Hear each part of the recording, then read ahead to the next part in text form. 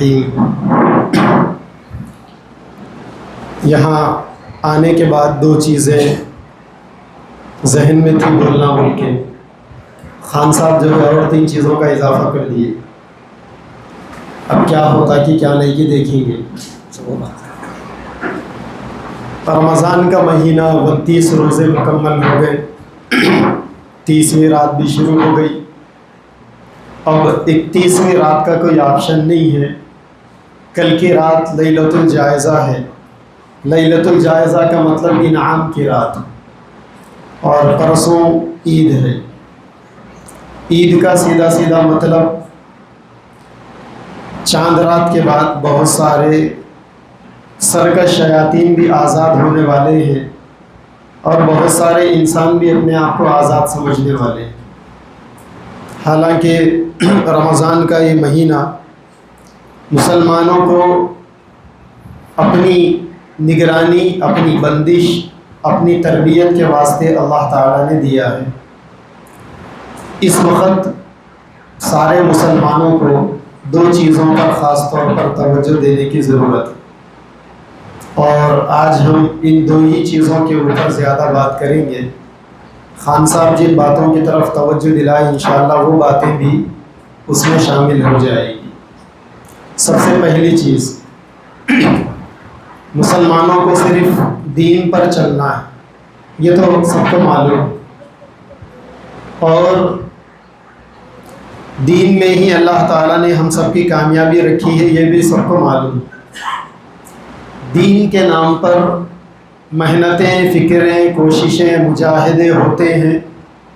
ہم اپنی زندگی کا اکثر حصہ اس میں اپنے آپ کو برسہ برس سے لگائے ہوئے، یہ بھی اللہ تعالیٰ کی سب سے بڑی توفیق۔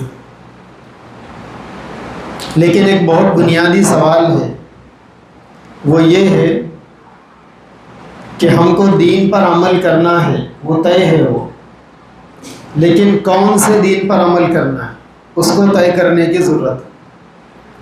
دین دو طریقے کا ہے۔ ایک دین وہ ہے جو اللہ اور نبی ہم کو سمجھانا چاہتے ہیں، اور دوسرا دین وہ ہے جس کو ہم دین سمجھ کر بیٹھے ہوئے۔ اب ظاہر بات ہے کہ ہماری جو سمجھ ہے وہ غلط ہو سکتی ہے، اور ہماری سمجھ اس وقت غلطی سے بچ سکتی ہے جب ہم اپنی سمجھ کو اللہ اور اس کے رسول کی سمجھ کے تابع کر لیں۔ ہر زمانے کے مسلمانوں کے ساتھ نفس اور شیطان کا دھوکہ ہمیشہ رہا۔ یہ نفس اور شیطان انسان کو اپنی سمجھ کے دین پر چلانے کی کوشش کرتے ہیں، اور مسلمان کو اس دین پر چلنا ہے جو دین اللہ اور اس کے نبی نے سمجھایا ہے۔ تو اگر یہ چھوٹے سے فرق کو آپ سمجھیں گے تو زیادہ لمبی تقریر کرنے کی ضرورت نہیں۔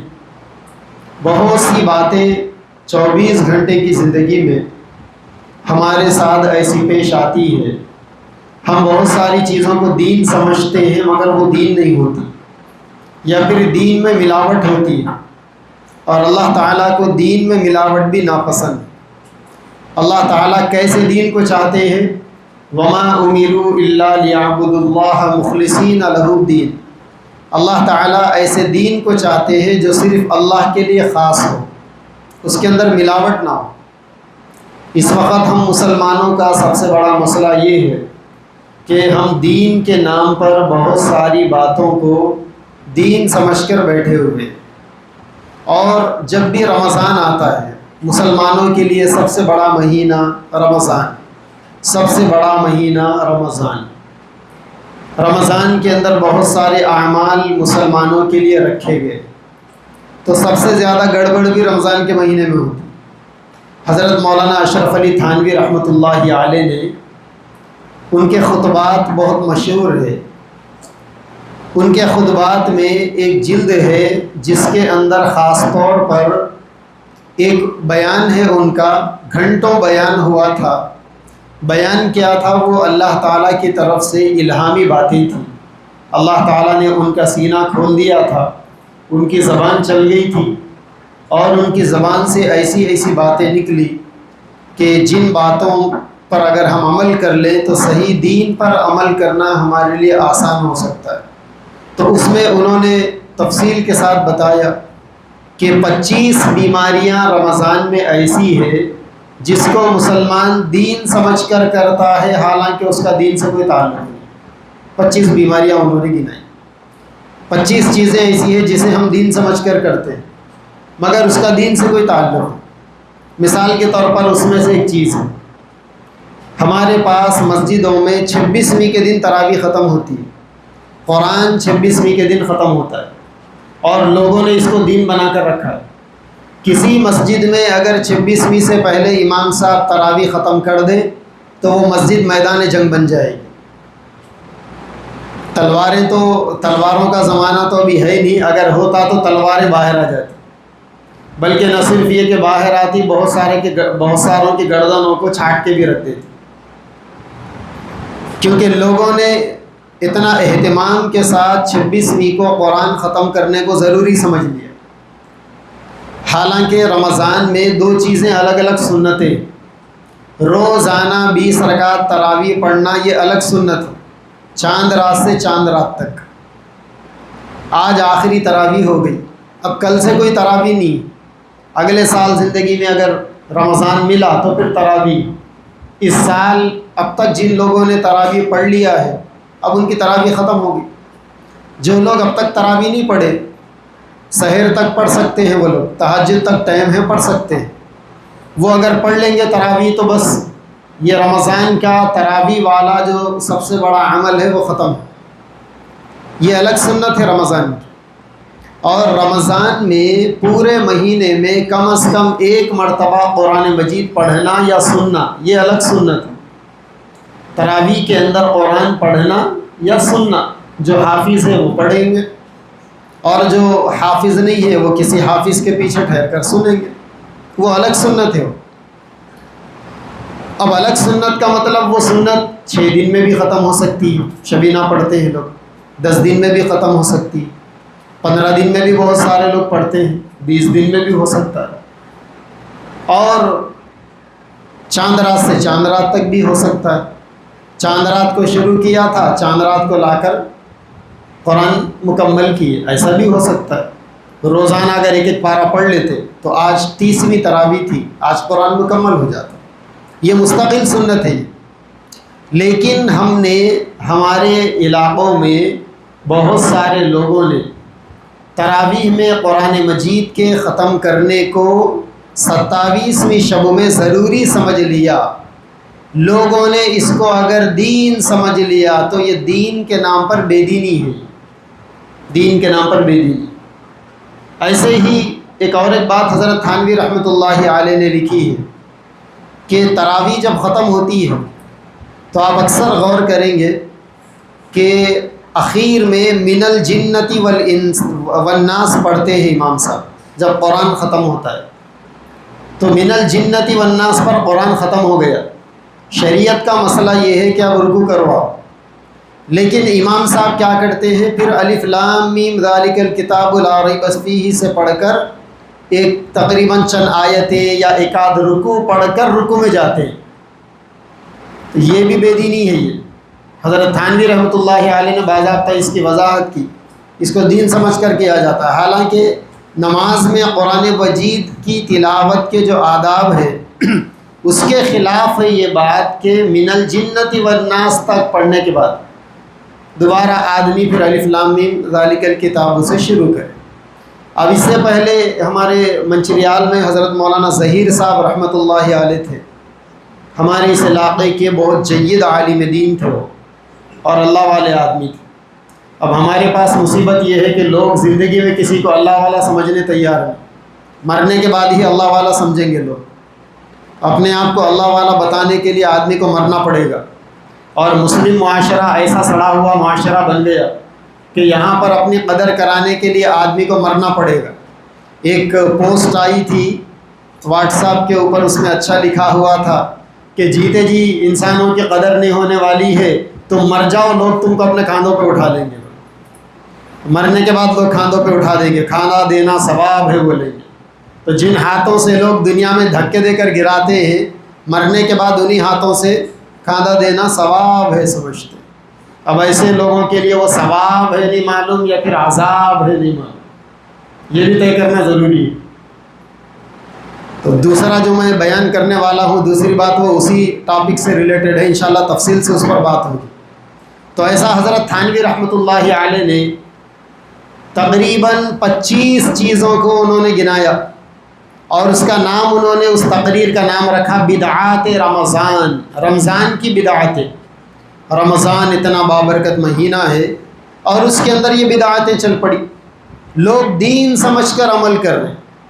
تو اسی لیے میں نے شروع میں آپ کے سامنے بتایا کہ دین دو طریقے کا ہے، ایک وہ دین ہے جو ہم سمجھے ہوئے، اور ایک وہ دین ہے جو اللہ اور اس کے رسول نے ہمیں سمجھایا ہے۔ اللہ اور اس کے رسول کا دین اس وقت سمجھ میں آئے گا جب آدمی پڑھے گا یا علماء سے پوچھ کر عمل کرے گا۔ لیکن لوگوں کا مزاج بڑا عجیب ہو گیا، دین بھی ہم وہی عمل کریں گے جو ہمارے دل کو لگتا ہو، اگر ہمارے دل کو نہیں لگتا تو اسے لوگ دین ماننے تیار نہیں، اگر دل کو نہیں لگتا تو لوگ اس کو دین ماننے تیار نہیں۔ اسی لیے آج کے زمانے میں لوگوں کو وہ مولویاں زیادہ اچھا دکھتے جو میٹھے مسئلے بتاتے، اور کڑوے مسئلے بتانے والے مولویاں اچھے نہیں دکھتے آج کے زمانے میں، کھرا کھرا مسئلہ بتانے والے اچھے نہیں دکھتے۔ اسی لیے آج کل وہی مولویاں زیادہ چل رہے مارکیٹ میں جو سب کو خوش کر رہے ہیں، حالانکہ اسلام کا مسئلہ ہے سب کو خوش کرنے والا، دین میں مداہنت کرنے والا ہے، یعنی کھلے لفظوں میں اگر بولا جائے تو ان دین کا سب سے بڑا غدار ہے ان، اور غداروں کو لوگ جو ہے سیوا کر لیتے بیٹھے ہوئے ہیں۔ اور جو آدمی کھرا کھرا دین بتانے والا ہے، ان گرچہ کڑوی باتیں اس کی لگ رہی ہے لیکن صحیح معنی میں وہی تمہارا خیر خواہ ہے، وہی تمہارا ہمدرد ہے۔ ہر زمانے میں ایسا ہوا۔ حدیث پاک میں اللہ کے نبی صلی اللہ علیہ وسلم نے فرمایا کہ قیامت سے پہلے بغیر علم کے فتوے دینے والے آئیں گے، قیامت سے پہلے بغیر علم کے فتوے دینے والے، بغیر علم کے لوگ فتوے دیں گے۔ آپ بولیں گے وہ کیسا دیں گے بغیر علم کے فتوے؟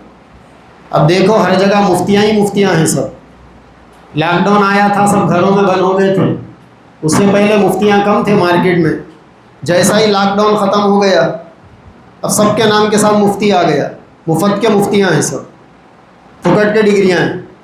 ہمارے ایک دوست بولتے ہیں یہ مفتیاں نہیں ہے، یہ چائنا مفتیاں ہیں، یہ آج کل چائنا ہے نا، چلے تو چاند تک نہیں تو شام تک، ایسے ہی۔ اور بڑی عجیب بات ہے، سوچنے والی بات ہے، اور یہ علماء برادری کو اس پر سوچنے کی ضرورت ہے کہ آج تک بھی لاک ڈاؤن کے بعد ایجوکیشن کا اسٹائل چینج ہو گیا، آن لائن بنیاد بن گئی ایجوکیشن کی لاک ڈاؤن کے بعد، لیکن آج بھی آپ ایمانداری سے بولیے کوئی یونیورسٹی یا کوئی کالج آن لائن ڈاکٹر بنا رہا کیا؟ ارے بولو نا، کوئی آن لائن انجینئر بنا رہا، کوئی آن لائن پروفیسر بنا رہا، پھر یہ آن لائن مفتیاں کہاں سے بن رہے، کیسا بن رہی ہے؟ کیوں ڈگریاں جو ہے خیرات کے نام پر بانٹے جا رہی ہیں؟ مفتی کا مطلب ہمارے پاس تو ہندوستان میں اتنی سختی نہیں ہے، لیکن پھر بھی یہاں پر جو بچے پڑھتے ہیں مفتی کا کورس مدارس میں، ان کو اساتذہ زبردست گھساتے ہیں، ان کی رات دن پوری محنتیں کتابوں کے اوپر گزرتی۔ مفتی کا جو کورس ہے باضابطہ سال پورا ایسا گزرتا ہے مفتی کا کورس کرنے والوں کا کہ ان کو طبیعت سے بستر بچھا کر سونے کا موقع نہیں ملتا، پڑھتے پڑھتے لکھتے لکھتے سو گئے تو وہی کتابیں ان کی تکیہ ہے، وہی کتابوں کے بیچ میں سو گئے۔ ایسا بڑی قربانی کے بعد، ایسا بڑی محنت کے بعد مفتی کی ڈگری ہاتھ میں آتی، اور پڑوس ملک کے اندر تو یہ ماحول ہے کہ وہاں اگر کوئی بچہ مفتی کی ڈگری پڑھ لیا تو مدرسے کی طرف سے اس کو مفتی کا نام لگانے کی اس وقت تک اجازت نہیں ہے جب تک کہ وہ اگلے 10 سال کسی بڑے مفتی کی نگرانی میں کام نہ کرے، اس کے بعد مفتی کا نام آتا ہو۔ تو بڑی پابندی ہے اس میں، بڑی سختی ہے اس کے اندر۔ تو میٹھے میٹھے مسئلے انسانوں کو جلدی ہضم ہوتے ہیں، مگر میٹھے مسئلے ہماری بربادی کا سبب بھی بن سکتے ہیں۔ یہ بات بالکل طے کرنے کی۔ اسی لیے اپنے جو مفتیاں ہیں علاقے کے، ان مفتیوں سے جڑ کر رہنا چاہیے، ان کے ساتھ میں رہ کر وقت لے کر، ایسا نہیں کہ مفتیوں پر سوار ہو جانا، اب بولو جو بولو، بھائی مفتی صاحب ہیں انہوں کیا ویکیپیڈیا تھوڑی ہے آپ جو ہے نا سرچ کرتے ہی بتا دینے کے لیے، یا اے آئی تھوڑی ہے۔ بولنا چاہیے کہ مفتی صاحب میں آپ سے ملنا چاہ رہا ہوں، یہ مسئلے پہ آپ سے گفتگو کرنا ہے، تھوڑا آپ دیکھ لیجئے، تو مفتی صاحب دیکھیں گے۔ ہزاروں کتابیں ہیں فتاوے کی، ہزاروں کتابیں۔ لوگ چلتے چلتے کسی مفتی صاحب سے مسئلہ پوچھتے ہیں، اگر وہ مفتی صاحب یہ بولے میں ذرا دیکھ کے بتاتا ہوں، تو ویسا بولنا وہ مفتی صاحب کی کمزوری نہیں ہے، ان کی خوبی ہے، وہ ان کا کمال ہے۔ اگر کوئی مفتی صاحب یہ بول رہے کہ میں دیکھ کے بتاتا ہوں، تو وہ ایماندار آدمی ہے وہ، اسی لیے آپ کو یہ بول رہا ہے وہ کہ میں دیکھ کے بتاتا ہوں۔ اگر وہ بے ایمان ہوتا تو الٹا سیدھا کچھ بھی مسئلہ آپ کو بتا دیتا، لیکن وہ دیکھ کر بتاتا ہوں کہہ کر آپ کو صحیح دین پہنچانے کا وعدہ کر کر ہٹ رہے ہیں۔ اب اگر ایسا ہماری سوسائٹی ہمارے معاشرے میں اگر کوئی آدمی کوئی مفتی صاحب یہ بول دے میں دیکھ کر بتاتا ہوں، تو پیچھے ہٹ کر لوگ چغلی شروع کر دیتے، کئی کہ مفتی ہے یہ لوگ، ایک چھوٹا مسئلہ نہیں معلوم ہے۔ تو بھائی آپ کئی کہ انسان ہیں جو ایک چھوٹا مسئلہ نہیں معلوم، آپ کئی کہ مسلمان ہیں جو ایک چھوٹا مسئلہ نہیں معلوم، ایک مسئلہ نہیں بتائے آپ کے بھلائی کو سوچ کر تو مفتی صاحب کے علم کو گننے والے بن گئے لوگ۔ تو اسی لیے میرے بھائیوں، بنیادی بات یہ کہ ہم کیسے دین کو پسند کرتے ہیں وہ طے کرنا ہے۔ رمضان کا مبارک مہینہ ہے، مہینہ ختم ہو گیا، سلسلہ اس مہینے کے بعد بھی زندگی چلنے والی ہے۔ رمضان ختم ہوتا ہے، زندگی ختم نہیں ہوتی۔ زندگی تو اس وقت ختم ہوتی ہے جب ہماری زندگی کی شام ہو جاتی، لیکن جب تک ہم زندہ ہیں ہمیں دین پر چلنا ہے۔ تو کون سے دین پر چلنا ہے؟ اسی لیے ہر کام علماء سے پوچھ کر کرنا۔ دعوت و تبلیغ کا بنیادی اصول کیا ہے؟ مسائل علماء سے پوچھ کر کرنا۔ فضائل کی باتیں تو کتاب میں مل جاتی، مسائل علماء سے پوچھ کر کرنا، علماء کی قدر کرنا، علماء کی خدمت کرنا۔ اگر امت علماء کی خدمت نہیں کرے گی تو پھر علماء کے ذریعے سے امت تک دین کیسے پہنچے گا؟ آپ دیکھیں کعبۃ اللہ کے ائمہ کرام کو، ہندوستان کے حساب سے لاکھوں روپے کی تنخواہیں ہوتی ہیں ان کی، مرسیڈیز کاروں میں آتے ہیں، جس کار میں آپ کے منسٹر صاحب نہیں آتے۔ منسٹر صاحب کی عزت کیوں ہے؟ بھائی وہ منسٹر ہے، وہ قوم کے بڑے آدمی۔ اگر وہ مرتبہ آپ اپنے ائمہ کو دیتے، اگر وہ مرتبہ آپ اپنے علماء کو دیتے، تو پھر ان کی اہمیت آپ کو سمجھ میں آتی۔ وہاں کے ائمہ ایسی گاڑیوں میں آتے ہیں جن گاڑیوں میں آپ کے پاس بڑے بڑے منسٹر نہیں آتے۔ وہاں کے ائمہ کی اتنی تنخواہیں ہوتی ہے جتنی تنخواہیں یہاں کے منسٹروں کو نہیں ہوتی، بلکہ پرائم منسٹر کی تنخواہ نہیں ہے ہندوستان میں جتنی وہاں کے امام کی تنخواہ۔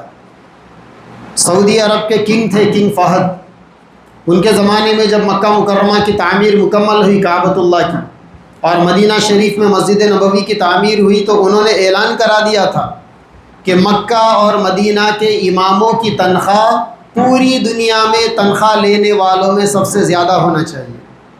تب سے لے کر آج تک 15 20 لاکھ روپے ایک امام کی تنخواہ ہے وہ۔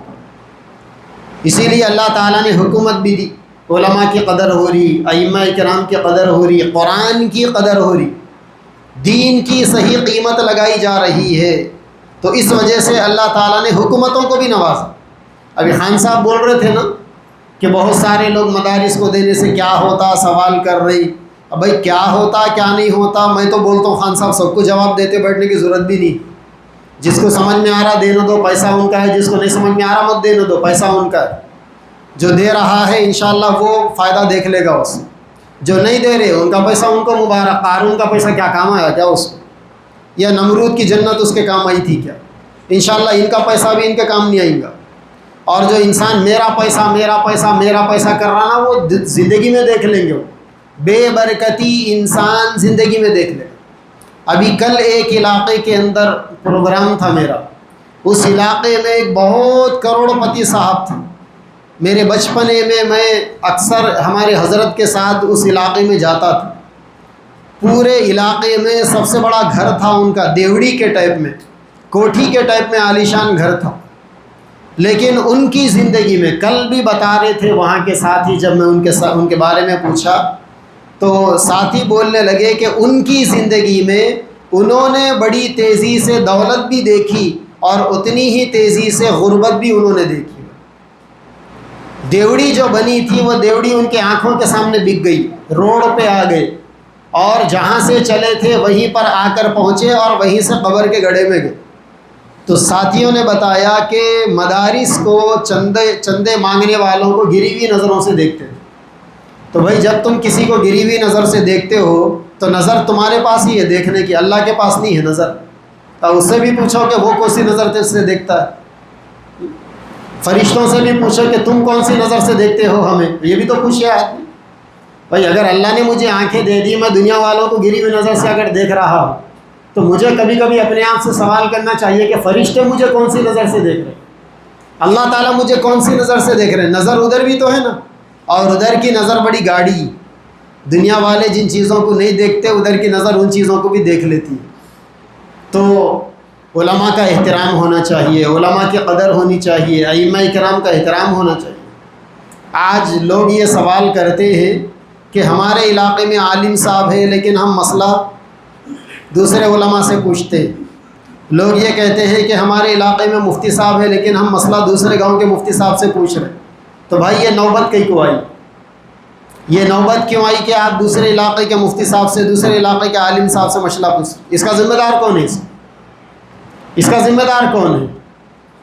ایک آدمی نے دوسرے آدمی کو برے برے گالیاں دے دیا، اس نے پنچایت بٹھائی کہ گالیاں کیوں دیا؟ تو وہ جو گالیاں دیا تھا اس نے پنچایت میں بیٹھ کر سامنے والوں سے کہا آپ ہی بتاؤ میں آپ کو گالیاں کیوں دیا؟ لوگ پورے حیران کہ صاحب گالیاں آپ دیے اور آپ الٹا بول رہے ہیں کہ آپ ہی بتاؤ میں گالیاں کیوں دیا؟ تو انہوں نے کہا کہ ہاں بھائی میری عمر 50 سال کی ہوگی نا، 50 سال میں نے کتنوں کو گالیاں دی؟ لوگ بولنے لگے خالی اس کو اکیلے کو گالیاں دیا؟ تو اس سے پوچھو نا میں اس کو گالیاں کیوں دیا؟ اس کون سے ایسے بندری کاما کرا جو گالیاں کھانے کے تھے، اور میری جگہ اگر آپ ہوتے تو اس کو گالیاں ہی دیتے یا پھر اس کو ڈال کے باجا بھی بجاتے اس کو۔ تو ایسے ہی جو ہے اگر آپ اپنے علاقے کے علماء سے، آپ کا مطلب یہ میرے سوشل میڈیا کے ذریعے سننے والے کہیں آپ لوگ سمجھیں گے دھرم پوری والوں بول رہے ہوں، آپ کا مطلب جو ہے نا سب مخاطب ہے۔ اگر کوئی آدمی یہ کہہ رہا ہے کہ ہم اپنے علاقے کے علماء سے یہ مسئلہ نہیں معلوم کر رہے کیونکہ علماء نہیں بتا سک رہے، تو وہ آپ کی کمی ہے، وہ علماء کی کمی نہیں۔ آپ کی کمی اس وجہ سے ہے کہ آپ نے اپنے علماء کی جیسی خدمت کرنا تھا ویسی خدمت نہیں کی۔ اگر جیسی ان کی خدمت کرنا ہے کرتے تو آپ کے علماء اپنے آپ کو پڑھنے پڑھانے میں فارغ کرتے اور ہمیشہ آپ کے لیے اویلیبل رہتے ہو۔ سیدنا امام محمد رحمۃ اللہ علیہ ایک بہت بڑے امام گزرے، سیدنا امام اعظم ابو حنیفہ رحمۃ اللہ علیہ کے شاگرد تھے، رات بھر پڑھتے تھے وہ۔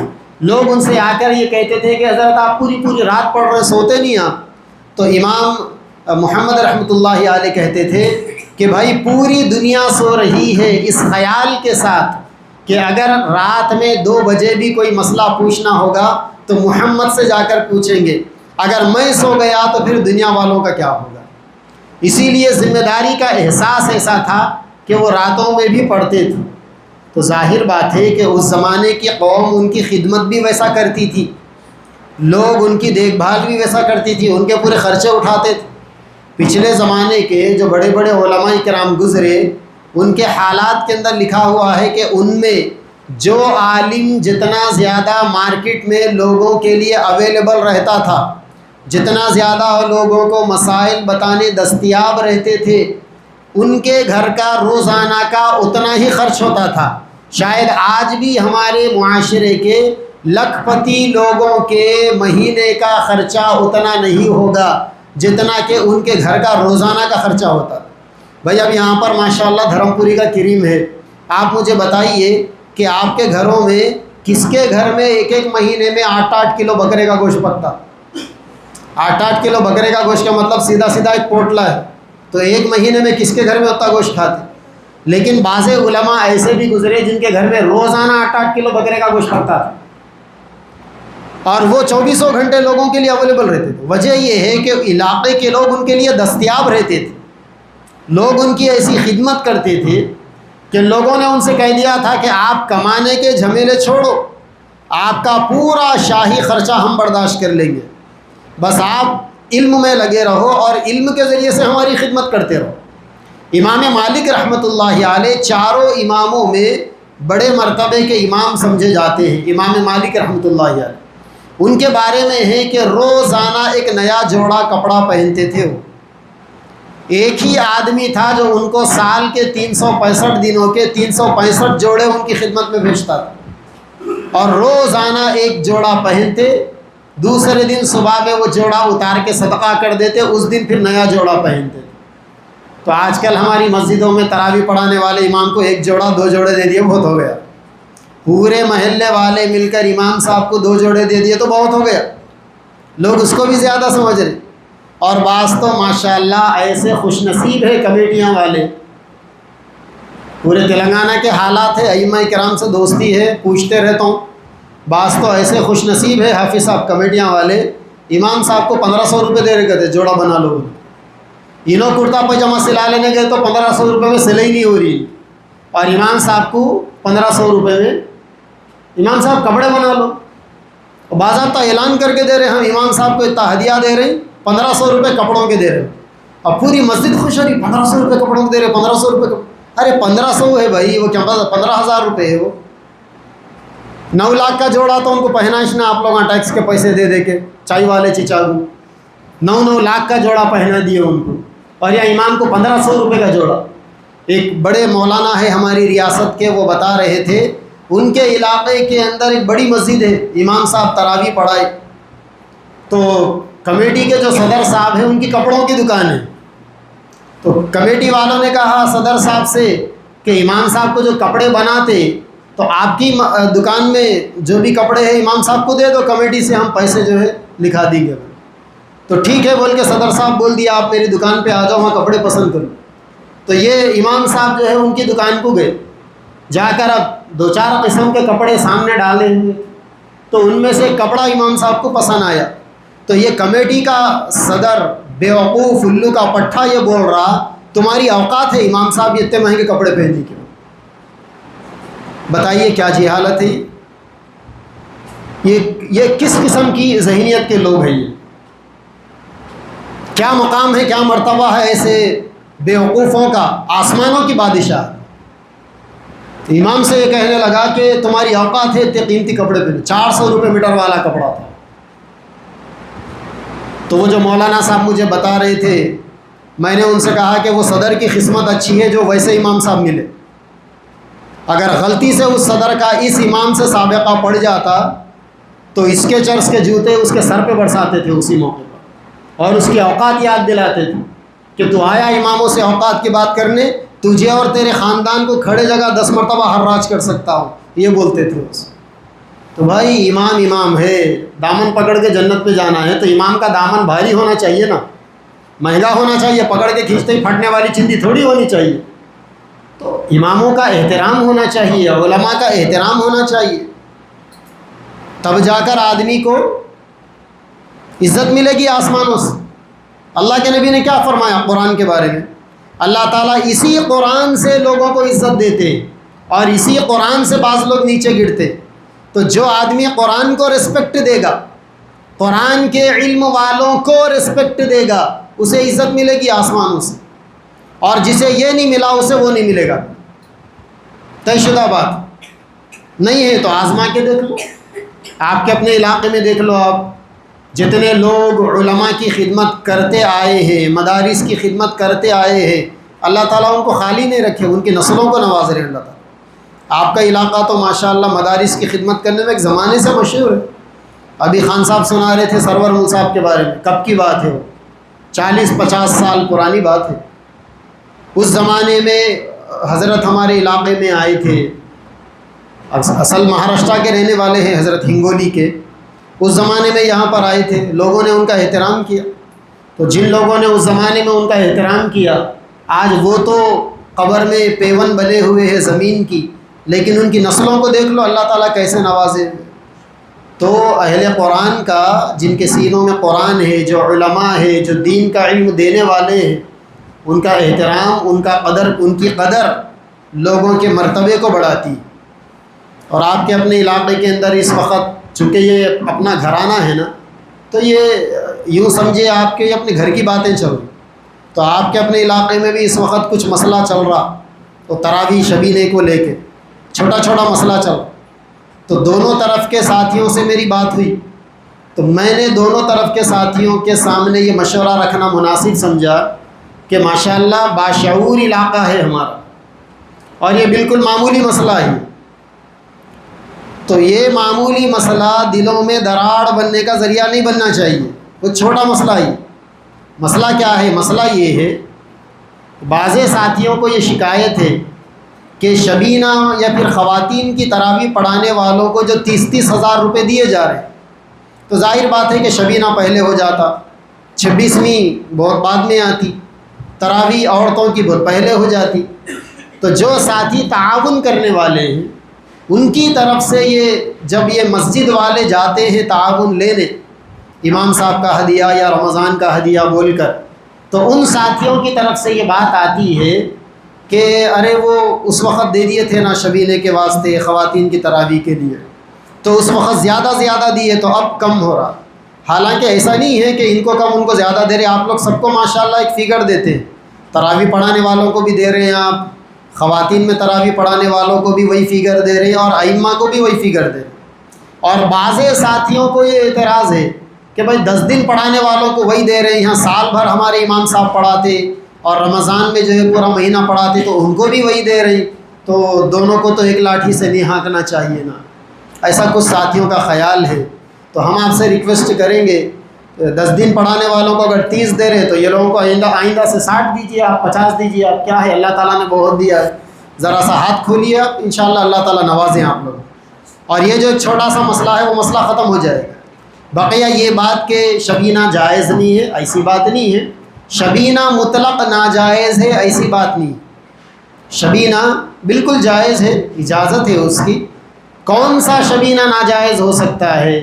وہ شبینہ ناجائز ہو سکتا ہے جس شبینے میں قرآن مجید کی عظمت کو پامال کیا جائے۔ اب ایک علاقے کے اندر مجھے بلایا گیا تھا شبینے میں دعا کے واسطے، تو 6 دن میں شبینہ ختم ہوا تھا، روزانہ 5-5 پارے۔ تو میں نے پوچھا کہ بھائی روزانہ 5-5 پارے کے شبینوں میں کتنا وقت لگ رہا تھا؟ تو لوگوں نے کہا کہ 1.25 گھنٹے میں 5 پارے ختم ہو جا رہے تھے۔ تو میں نے کہا کہ پھر تو تم لوگوں کا شبینہ ریجیکٹڈ ہے، تمہارا شبینہ قبول نہیں، کیونکہ جو لوگ 2 پارے روزانہ تلاوت کر رہے ہیں ان کو 1.5 گھنٹہ لگ رہا، اب انہوں 1.25 گھنٹے میں 5 پارے کیسا پڑھ رہے انہوں؟ وہ ہمارے پاس علماء اور حافظاں بول لیتے یعلمون تعلمون بول کے پڑھ لے رہے، یعنی پیچھے سننے والوں کو خالی یعلمون سنائی دے رہا، تعلمون سنائی دے رہا، اس کے علاوہ تیسری چیز سنائی نہیں دی۔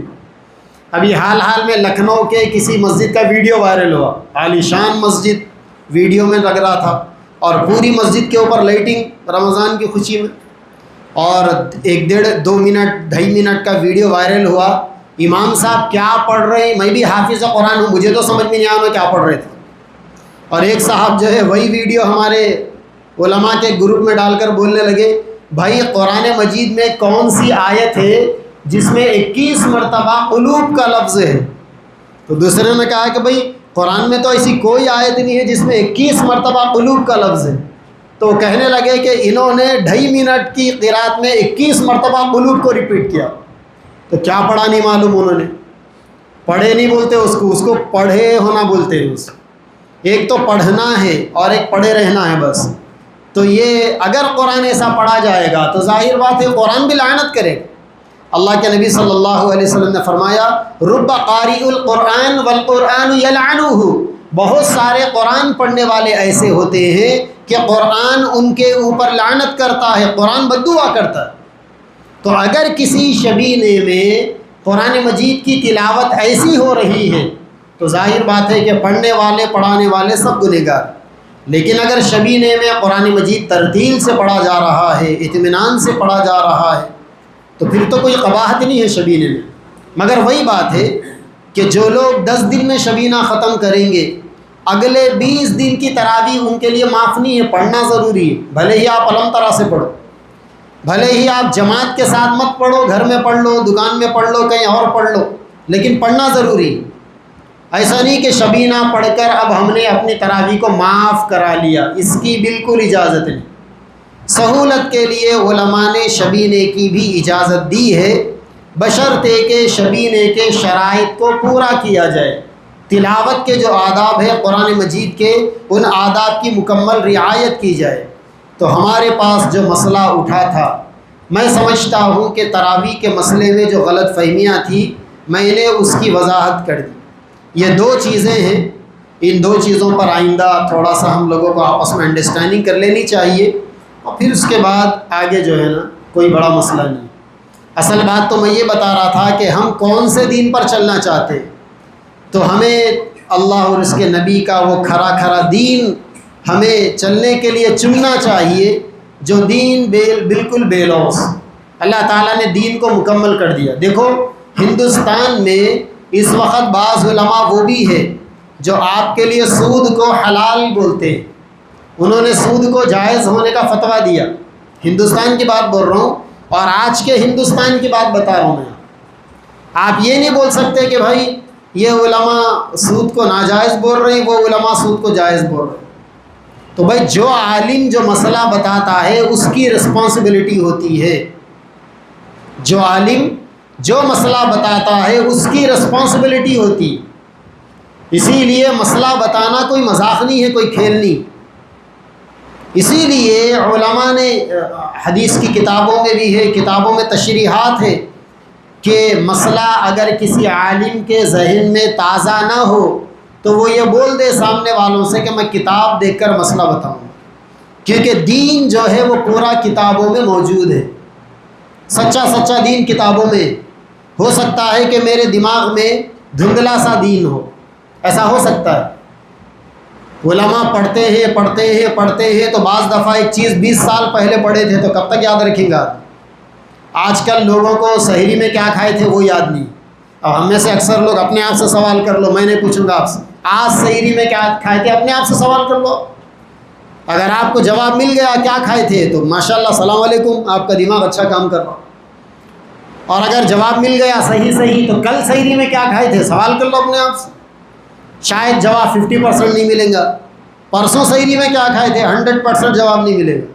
تو آدمی 3 دن پہلے کیا کھایا تھا وہ جواب نہیں مل رہا، تو ہمارے مولانا صاحب مفتی صاحب 20 سال پہلے کیا مسئلہ پڑھے تھے وہ کیسا یاد رہیں گا؟ انہوں بھی تو انسانی ہے نا، انہوں روبوٹ تھوڑی ہے، یا انہوں جو ہے نا چاٹ GTP تھوڑی ہے، AI تھوڑی ہے۔ آج کل جو ہے نا AI کا دور ہے، مارتے ہی ساری چیزیں مل جا رہی سنا لوگوں کو۔ تو بہرحال علماء سے مسئلہ مسائل پوچھ کر صحیح دین پر عمل کرنے کی کوشش کرنا۔ مگر بعض لوگوں کا حال ایسا ہے، اب مجھے بہت سارے لوگ زکوٰۃ کے بارے میں مسائل پوچھتے ہیں۔ اب ایک صاحب پوچھے مسئلہ، حال کی بات ہے 13 رمضان کو، وہ ایک صاحب کو بولے اصل مفتی صاحب سے یہ مسئلہ پوچھ کے بولو، تو درمیان میں وہ ہمارے ایک دوست تھے حافظ صاحب، انہوں نے جو بولے کہ یہ ایسا مسئلہ ہے، اس کا جواب کیا ہے؟ تو میں ہمارے دوست کو بولا کہ دیکھو بھائی یہ سوال جس کا ہے ان سے بولو کہ وہ مجھے ڈائریکٹ فون پہ بات کریں، کیونکہ یہ آپ جو مجھے پوچھ رہے نا تو مجھے ایسا لگ رہا ہے کہ کچھ گول مول ہے اس کے اندر۔ تو تھوڑی دیر کے بعد وہ صاحب کا ڈائریکٹ مجھے فون آیا۔ اب میں ان کو مسئلہ بتا رہا ہوں، بولنے کے بعد میں جتنی باتیں بتا رہا ہوں تو انہوں میری باتوں کو سن کے کیا بولنا، جو میں بولا وہی بولنا نا۔ بھائی میں ایک مسئلہ بتا دیا کہ یہ چیز جائز ہے، بول دیا میں ان سے، تو پلٹا کے وہ مجھے کیا بولنا کہ مفتی صاحب آپ کی باتوں سے میں سمجھا کہ یہ چیز جائز ہے، یہی بولنا نا۔ لیکن وہ پلٹا کے مجھے بولنے لگے مفتی صاحب آپ کی باتوں سے میں یہ چیز سمجھا کہ یہ چیز ناجائز ہے۔ ناجائز ہے بول کے میں کب بولا؟ میں تو جائز ہے بولا۔ 1 بار ہوا، 2 بار ہوا، 3 بار ہوا۔ اب روزہ ہے، گرمی بھی بڑھ رہی تھی 13ویں روزے کے دن، پیاس کا بھی احساس تھا، راتوں میں نیند لے رہے تو آدمی چڑچڑا ہو جاتا، روزانہ بیانہ کر لیتے پھرنا بھی ہے۔ تو میں ان کو بولا کہ تمہارا دماغ خراب ہے، میں کیا بتا رہا ہوں آپ کیا سن رہے قبلہ؟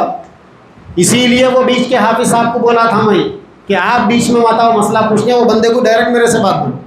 میں جو مسئلہ بتا رہا تھا وہ مسئلہ ان کے اوپر آرا چلانے والا تھا، اور انہوں اپنے اوپر آرا چلانے تیار نہیں تھے، اسی لیے ہم ایک بول رہے ہیں انہوں ایک بات بولو، ہم ایک بول رہے ہیں انہوں ایک بات بولو۔ یعنی وہ جو دین سمجھ کر بیٹھے ہوئے ہیں اسی کو بار بار میرے سامنے ریپیٹ کر رہے، اور کمال یہ ہے کہ فون ریکارڈنگ پہ ڈالے ہوئے تھے.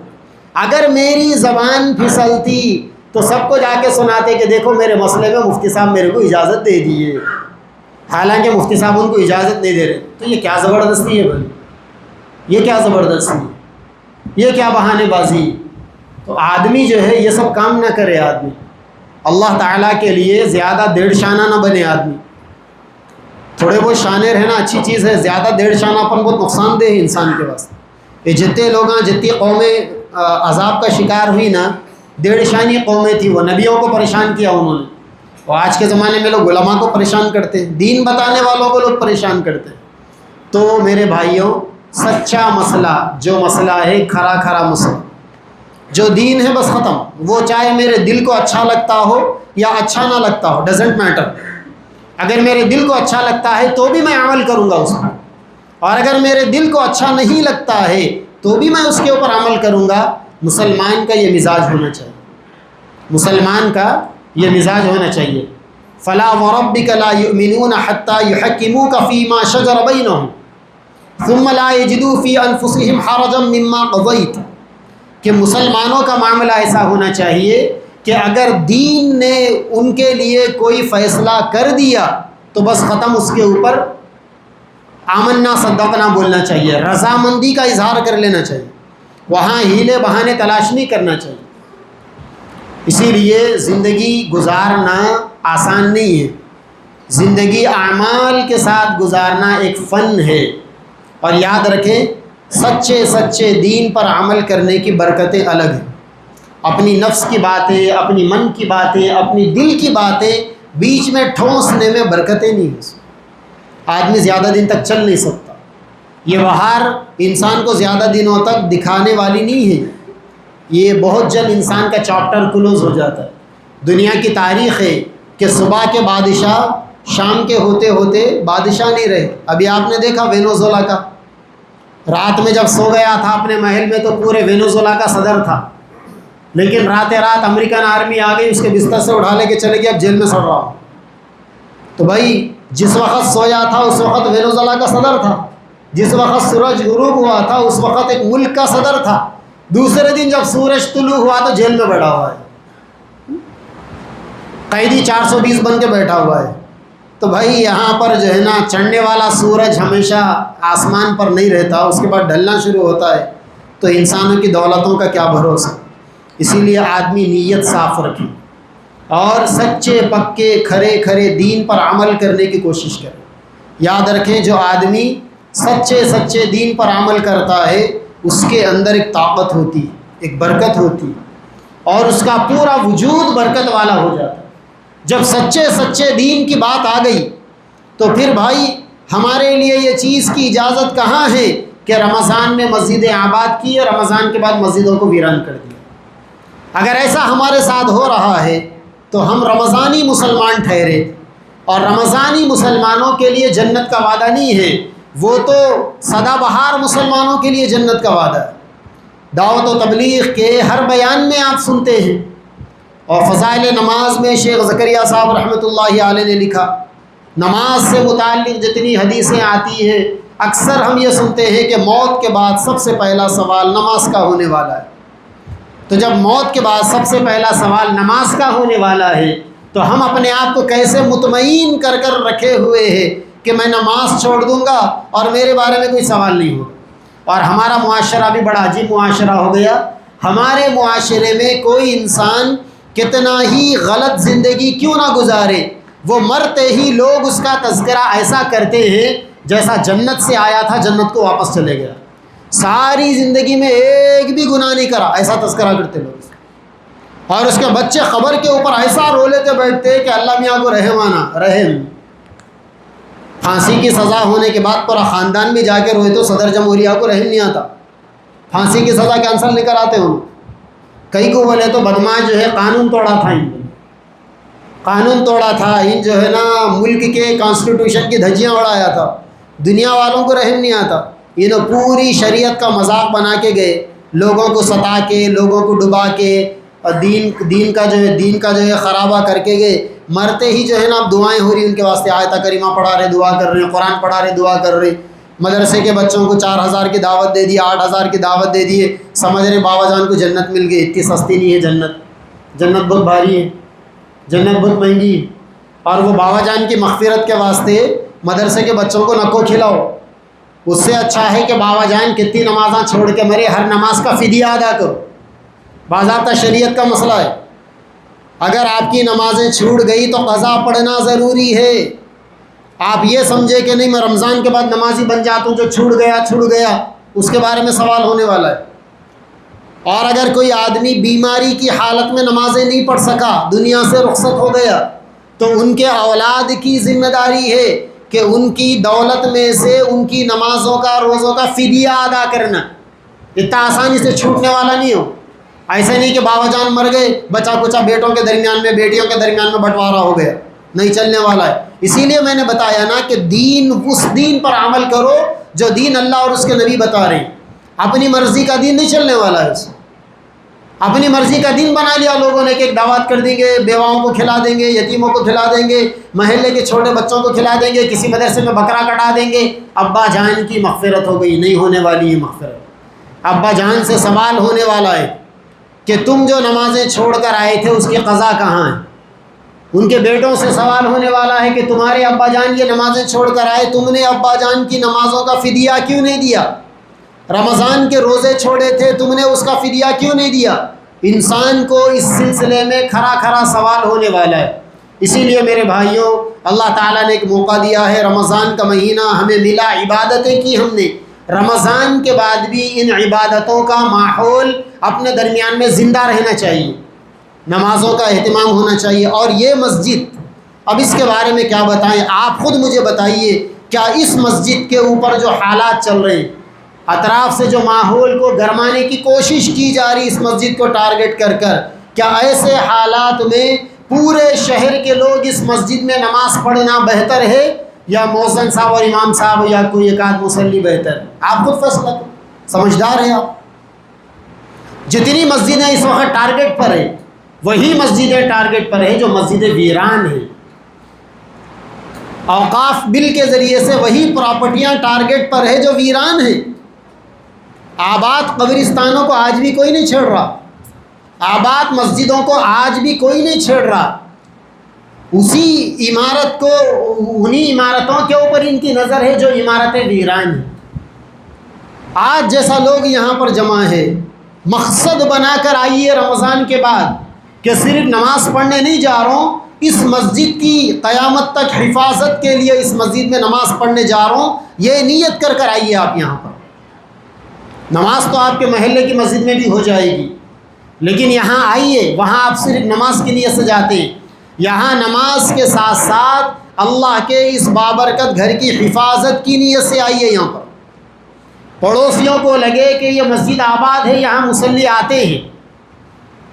ماسٹر پلان کے اندر، روڈ وائنڈنگ کے اندر انہی قبرستانوں کو ٹارگٹ کیا جاتا ہے یا انہی درگاہوں کو ٹارگٹ کیا جاتا ہے جو ویران ہوتی ہے، لیکن ایک قبرستان آباد ہے، ایک درگاہ آباد ہے، کوئی ہاتھ نہیں لگاتا اس۔ آپ حیدرآباد میں جائیے، حیدرآباد میں اتاپور ایک علاقہ ہے، فلائی اوور جا رہا، بڑا فلائی اوور، مہدی پٹنم سے شروع ہو کر راجندر نگر پر ختم ہونے والا، اس فلائی اوور کے نیچے اتاپور ایک علاقہ ہے۔ جب آپ سینٹر سٹی میں سے جائیں گے، روڈ پر ایک چلہ ملے گا آپ کو، چھوٹا سا درگاہ نما، آج بھی آباد ہے۔ 30 سال سے میں اس کو دیکھ رہا ہوں۔ جس وقت وہ برج نہیں تھا، جس وقت وہ علاقہ ڈیولپ نہیں تھا، جنگل تھی اطراف، جس وقت وہاں آدباریاں نہیں تھی، 30 سال پہلے جب ہم دیکھے تھے، اس وقت سے آج تک روڈ وائنڈنگ 40 فٹ سے زیادہ کی چوڑی روڈ ہو گئی، اس کو ہاتھ نہیں لگا اب تک۔ آپ حیدرآباد سے نکل کر ادھر نظام آباد روڈ پر آئیں گے، کاماریڈی ہائی وے پر، تو آپ کو میڈچل سے پہلے ایک علاقے میں آپ کو روڈ پر ایک درگاہ ملے گی۔ اور آپ شمس آباد ایئرپورٹ جائیں گے، ابھی بھی شمس آباد ایئرپورٹ جانے کے لیے جب شمس آباد میں انٹر کریں گے آپ، تو لیفٹ میں آپ کو ایک مسجد نظر آئے گی۔ بڑی کوششیں ہوئی ہائی وے اتھارٹی والوں کی جانب سے، ایئرپورٹ اتھارٹی والوں کی جانب سے کہ کسی طریقے سے اس مسجد کو یہاں سے ہٹا دیا جائے۔ 4 لائن وہاں سے گزر رہا ہے، ڈبل لائن وہاں سے گزر رہی ہے، یہ مسجد بیچ میں ڈسٹرب کر رہی ہے۔ زیادہ بڑی مسجد نہیں ہے، لیکن آج تک بھی اس پر ہاتھ نہیں ڈال سکے. کیوں؟ کیونکہ آباد ہے وہ چلہ آباد ہے، وہ درگاہ آباد ہے، وہ مسجد آباد ہے. اگر وہ آباد نہ ہوتے، ویران ہوتے، تو رات اس کے اوپر بلڈوزر چلا دیتے. ابھی آپ نے دیکھا وقار آباد پرگی کے کسی علاقے میں رات قبرستان کے اوپر بلڈوزر چل گیا. ایسی کئی مسجدیں بڑی ناک والے انا کے زمانے میں بلڈوزر چل گیا تھا. کیوں؟ کئی قبرستان صاف ہو گئے تھے. کیوں؟ قبرستانوں میں تدفین بند ہو گئی تھی، مسلمان آنا جانا بند ہو گئے تھے. بے شرم کے درخت کہاں پیدا ہوتے، ببول کے درخت کہاں پیدا ہوتے، سانپ بچھو کس زمین میں آباد ہوتے؟ ویران زمینوں میں آباد ہوتے. ویران زمینیں بنجر ہو جاتی. لیکن اگر آباد زمین ہے، آپ کھیتی باڑی کر رہے ہیں، کسانوں کو دیکھیں گے آپ، زہریلی گھاس اگر پیدا ہو گئی کھیت میں تو اس کو دوا مار کر ختم کیا جاتا ہے اور پوری فصل کو بچایا جاتا ہے، پورے پیداوار کی حفاظت کی جاتی ہے. تو آپ کے پاس یہ جو زمین ہے ہائی وے کے اوپر، اتنی بڑی پراپرٹی، پورے جگتیال ضلع میں اتنی بڑی اوقاف کی زمین نہیں. اگر آپ اس کو بنجر چھوڑیں گے تو لوگوں کی آنکھوں میں کانٹے چبھیں گے. اگر آپ اس کا صحیح استعمال کریں گے بیٹھ کر آپسی مشورے سے، تو وہ قوم و ملت کے فائدے کے لیے کام آئے گی. وہ چیز کیا کرنا ہے آپ لوگ طے کرو. برسہا برس ہو رہے ہیں، پیڑھیوں کی پیڑھیاں گزر رہی، آپ لوگوں کو کرنا ہے. اللہ تعالیٰ نے اتنی بڑی پراپرٹی دی. ابھی بات آ رہی تھی مدرسے کے بارے میں، تو ماشاءاللہ اگر مدرسہ کھل گیا تو بڑی اچھی بات. اگر مدرسہ کسی بستی میں کھل گیا تو سمجھو کہ اس بستی سے اللہ کا عذاب چھٹی پر چلا گیا. قرآن کی عظمت یہ برکت ہوتی ہے کہ جس علاقے کے اندر قرآن کی تعلیم ہوتی ہے اس علاقے سے عذاب ٹل جاتے. مگر مدارس چلانا آسان نہیں. ہم بھی مدرسہ چلاتے ہیں مگر چندہ نہیں کرتے. ہم اگر چندہ کرنے کا ہوتا تو میں چندہ نہیں کر سکتا، مدرسہ نہیں چلا سکتا، 2 مہینے میں تالا لگ جاتا. 14-15 سال پہلے میں نے بچیوں کا مدرسہ کھولا تھا. یہ سوچ کر کھولا تھا کہ بچیوں سے فیس جہاں تک ہوا لیں گے، ٹیچروں کی تنخواہ نکل گئی تو بس. اور الحمدللہ آج تک میرے مدرسے سے مجھے اور میری بیوی کو کوئی تنخواہ نہیں. ہر علاقے میں جو مولانا جو مفتی صاحب بچیوں کا مدرسہ چلاتے ہیں ان کے مدرسے کی ہیڈ ماسٹر ان کی بیوی ہوتی. لیکن آپ پورے تلنگانہ کے مدارس کا جائزہ لے کر مٹپلی آؤ، میرے مدرسے کی ہیڈ ماسٹر میری بیوی نہیں. کیونکہ میں نے میری اہلیہ سے زیادہ قابل عورت کو میرے مدرسے کی ہیڈ ماسٹر رکھا ہے اور ان کو میں اچھی تنخواہ دیتا ہوں ماشاءاللہ. گورنمنٹ کے ٹیچروں کو جو تنخواہ ملتی ہے ویسی، اور اس کا نتیجہ بھی ہے ماشاءاللہ.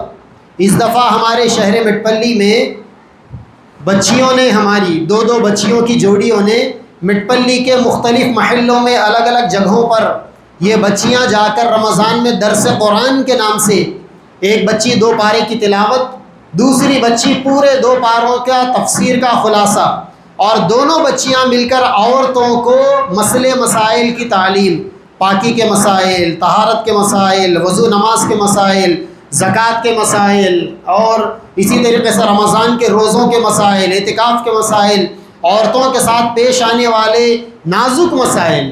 عورتوں کے بہت سارے مسائل ایسے ہوتے ہیں جس میں ماں اپنے بیٹے سے، بیوی اپنے شوہر سے نہیں پوچھ سکتی. حجاب ہوتا ہے، شرم ہوتی ہے.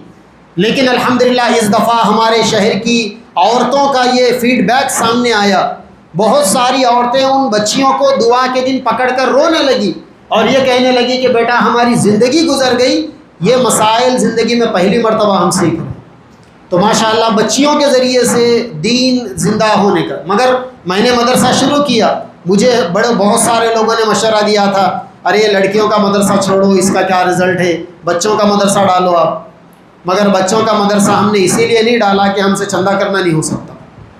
آپ لوگوں سے ہمارے اتنے تعلقات ہیں، آپ لوگ بتاؤ میں کتنی بار آپ کے پاس چندے کے لیے آیا. کوئی بھی نہیں بول سکتے میرے ہم سے چندہ مانگے مفتی صاحب. وہ تو آپ لوگوں کی محبت ہے کہ آپ لوگ بغیر مانگے کہ سب کو بھیجتے رہتے ہیں یہاں سے. وہ آپ لوگوں کی محبت ہے. اللہ تعالیٰ خوب برکت دے آپ کے پورے علاقے کے لوگوں میں. آپ لوگ بھیجتے ہیں. لیکن میرے بارے میں کوئی نہیں بول سکتا آپ میں سے کہ مفتی صاحب ہمارے کو اتنا چندہ مانگے، اتنی مرتبہ آئے، اتنے بار فونہ کرے. 10 مرتبہ ہم آتے ہیں دھرم پوری، 3 یا 4 مرتبہ آ رہا ہوں رمضان میں دھرم پوری. 10 مرتبہ ہم دھرم پوری آتے ہیں، لیکن ہمارا اور آپ کا رشتہ چندے کا رشتہ نہیں. یہ رشتہ اللہ تعالیٰ سے محبت کی بنیاد پر ہے۔ تو میں یہ بتا رہا تھا بھائیوں، خان صاحب بول رہے تھے کہ یہاں مدرسہ قائم کرنا ہے۔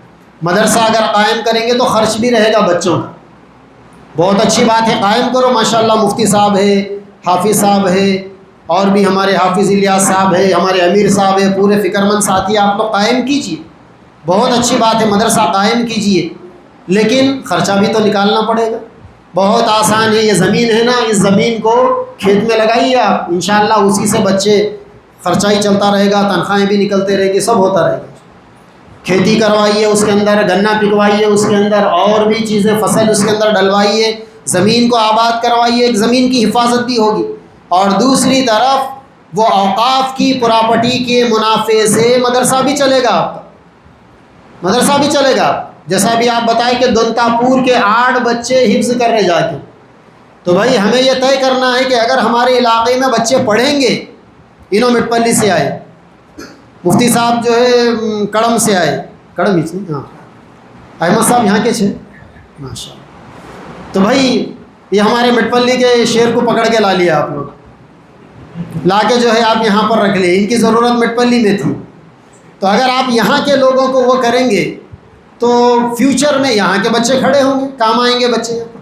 مگر بات وہی ہے، دیکھو اپنے علماء کی خدمت کرنی چاہیے، ایسی خدمت کرنی چاہیے کہ ہمارے عالم کو یہ لگے، ہمارے امام کو یہ لگے کہ قوم میرا سوچنے والی ہے، میں صرف میری قوم کا سوچوں گا، قوم میرا سوچنے والی ہے، میں صرف میری قوم کا سوچوں گا۔ وہ لیول تک خدمت کرنے کے لیے بہت محنت کرنا پڑتا۔ پہلے زمانے میں باہر سے تراویح پڑھانے حافظہ آتے تھے، لوگ اپنے گھروں سے ٹفنہ دیتے تھے، ان ہر گھر سے ایک ٹفن آتا تھا، ان کو ہر دن رنگ برنگے کھانے کھانے کو ملتے تھے۔ آخری دفعہ کب آیا تھا ٹفن آپ کو؟ آیا تھا مفتی صاحب کو روزہ رکھا تھا ٹفن، وہ بنا کے کھلانے والی نہیں ہے بلکہ آ رہا شاید، اور مفتی صاحب کو اگر گھر میں بنا کے کھلانے والی آ گئی تو ٹفن بند۔ پرسوں پوچھا میں مفتی صاحب سے تو بولے ماشاءاللہ ہمارے محلے میں مہینے کی تاریخ کے حساب سے لوگوں کی ترتیب طے ہے، ماشاءاللہ بہت اچھی بات، کرنا بھائی، خدمت کرنا، اللہ تعالیٰ خوب برکت دیتے اس۔ یاد رکھو، جس بولی سے روزانہ پانی نکالا جاتا ہے اس بولی کا پانی کبھی گندا نہیں ہوتا، کیونکہ پرانا پانی نکلتا ہے، تازہ پانی اس کے اندر آتا ہے، اور اگر پانی نکالنا چھوڑ دو تو دیکھو یہاں پر پورا پانی کا رنگ بدلا ہوا ہے، بو آ گئی اس کے اندر۔ تو ایسے ہی جو لوگ خرچ کرتے رہتے ہیں اللہ تعالیٰ تازہ نعمتیں بھیجتے رہتے ہیں، اور ہمارے پاس تو ماشاءاللہ یہ سکھایا جاتا ہے نا کہ مہمان اپنی روزی روٹی ساتھ میں لاتا ہے۔ ہم کیا کھلاتے ہیں مہمان کو؟ مہمان کے طفل میں ہمیں ملتا ہے کھانے۔ اگر ہمارا کھانا نیک لوگوں کے پیٹ میں اگر جا رہا ہے، ہمارا کھانا اگر نیک لوگوں کے پیٹ میں اگر جا رہا ہے تو وہ ہماری سعادت مندی۔ سیدنا عبد القادر جیلانی رحمۃ اللہ علیہ کی کچھ نصیحتیں ہیں، شارٹ نصیحتیں، بالکل چھوٹی مگر بڑی پتے کی بات ہے۔ تو ان میں سے حضرت نے ایک بات یہ بھی بتائی کہ تیرا کھانا نیک لوگ کھانا چاہیے۔ بھائی آپ گنہگاروں کو کھلا رہے اس کا بھی ثواب ملے گا، آپ جانور کو بھی کھلائیں گے تو اللہ اس کا بھی ثواب دیں گے، آپ کو ضائع نہیں کریں گے۔ انسان کی نیکی ضائع نہیں ہوتی، لیکن اگر آپ نیک لوگوں کو کھلائیں گے تو آپ کو بڑا ثواب ملے گا۔ اسی لیے ہمارے پاس پرمپرا ہے، ایک جماعتیں آتی ہے، لوگ ہاتھوں ہاتھ لے لیتے ہیں جماعتوں کو، نصرتیں، ایک ٹائم بھی جماعت والوں کو پکانے کا موقع نہیں ملتا۔ ہمارے پاس ایک جماعت آئی تھی میوات کی، 4 مہینے کی جماعت تھی، تو میں امیر صاحب سے پوچھا کہ امیر صاحب کتنے مہینوں کی جماعت ہے؟ تو امیر صاحب بولے 4 مہینے کی جماعت۔ میں بولا کہ پھر امیر صاحب کتنا وقت ہو گیا؟ بولے 3 مہینے ہو گئے۔ میں پوچھا کہ 3 مہینے سے ادھر ہی ہے کیا؟ بولے وہ حیدرآباد مرکز کو آئے تھے، وہاں سے جو ہے کئی ایک جگہ پر بھیجے، کریم نگر مرکز گئے، پھر وہاں سے جو ہے نا ادھر کروٹلا مٹ پلی کا رخ طے ہوا۔ تو میں نے کہا کہ امیر صاحب ہمارا علاقہ کیسا لگا؟ تو امیر صاحب بولنے لگے کیا مفتی صاحب علاقہ کیسا لگا؟ 3 مہینے ہو گئے اب تک تام سیٹ کھولنے کی نوبت نہیں آئی، 3 مہینے ہو گئے اب تک تام سیٹ نہیں کھلا۔ تو کیا ہوا؟ تینوں ٹائم نصرتیں ہو رہی۔ تو ماشاءاللہ ایک لوگوں میں ایک چیز بنی ہوئی ہے، باہر سے لوگ دین کی نسبت پر آتے ہیں تو لوگ کھلاتے ہیں، ان کی خدمت کرتے ہیں، بھرپور کھلاتے ہیں۔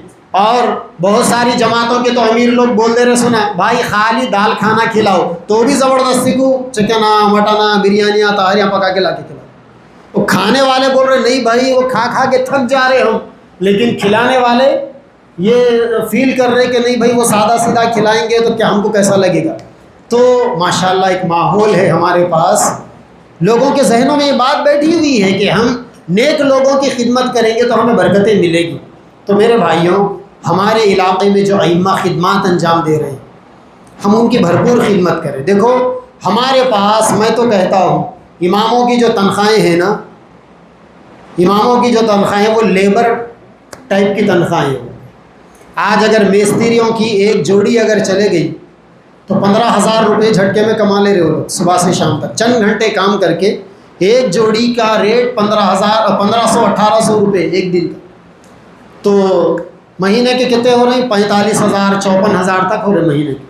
تو ہمارے پاس امام اور مؤذن کی تنخواہ کا فیگر وہی ہو رہا ہے کیا؟ دیکھنا, امام اور مؤذن کی تنخواہ کا فیگر اگر ہمارے پاس 45,000 سے زیادہ ہے ایک مہینے کا تو سمجھو کہ ہمارے امام اور مؤذن کی تنخواہ لیبروں کی تنخواہ نہیں ہے.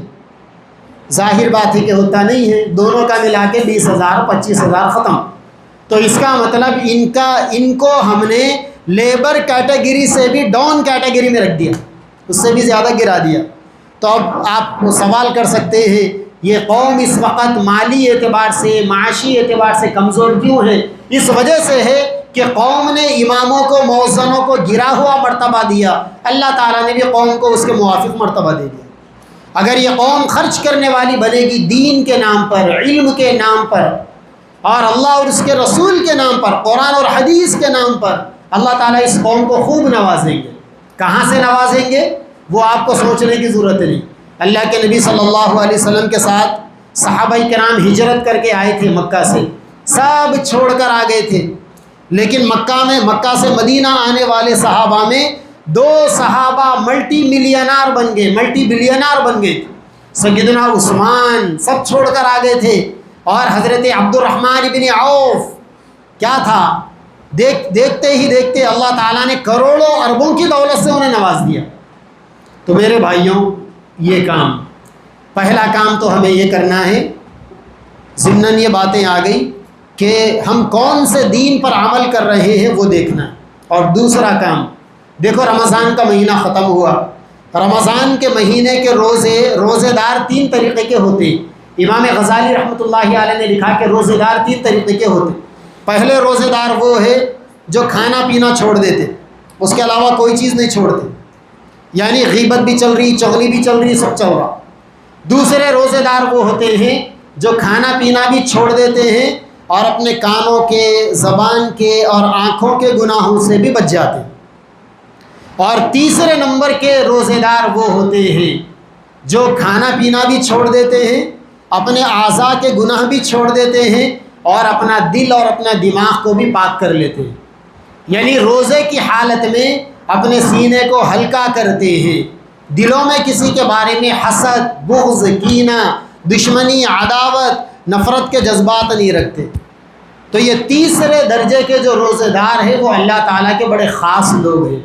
یہ مہینہ تو ہمیں تیسرے درجے کا انسان بنانے کے لیے ملا تھا, لیکن پتہ نہیں ہم نے اپنے آپ کو یہ تیسرے درجے میں رکھا یا نہیں رکھا. لیکن یاد رکھیں, جنت میں جانے کے لیے اپنے آپ کو اس تیسرے درجے کا انسان بنانا ضروری ہے.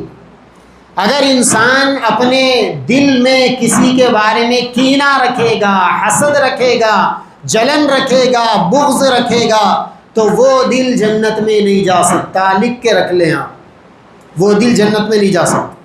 اور مسلمانوں میں یہ بیماری بڑی عام ہے. اللہ معاف کرے, مسلمانوں میں دیندار سمجھے جانے والوں میں اور عام ہے یہ بیماری.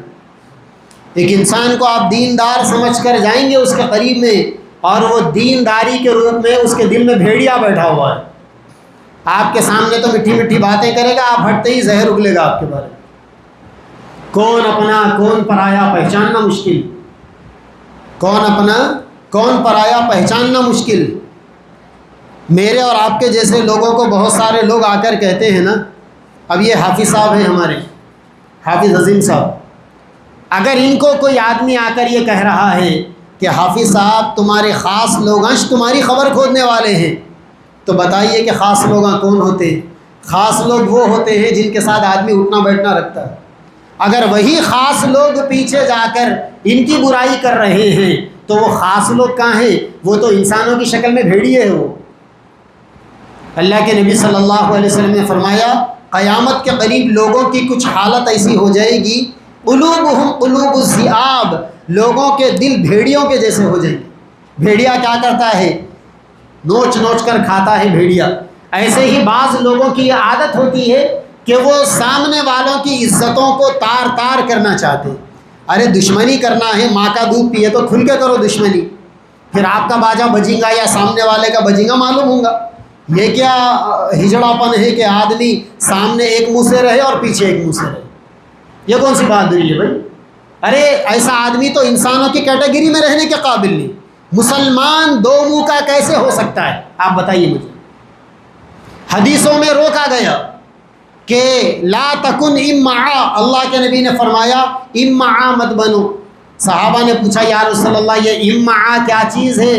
اللہ کے نبی نے فرمایا امعا کا مطلب انا مع الناس، جو میرے ساتھ اچھا میں اس کے ساتھ اچھا۔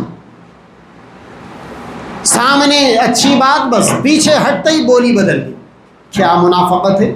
اور چونکہ ہمارا اٹھنا بیٹھنا عام لوگوں کے ساتھ زیادہ نہیں ہوتا تو ہم یہ لبادے میں اس حلیے میں منافقت دیکھنے والوں سے تنگ ہیں۔ ہم ایسے ڈوغلے چھپے ہوئے ہیں اللہ کی پناہ۔ ایسی منافقتیں لوگوں کے دل میں، اتنا حسد، اتنا جلن، خود محنت کر کر آگے بڑھنے تیار نہیں، اور سامنے والا آگے بڑھ رہا ہے تو بولے کتے بن کے بھوک رہے ہیں اس کے پیچھے، بولے کتے بنے ہوئے۔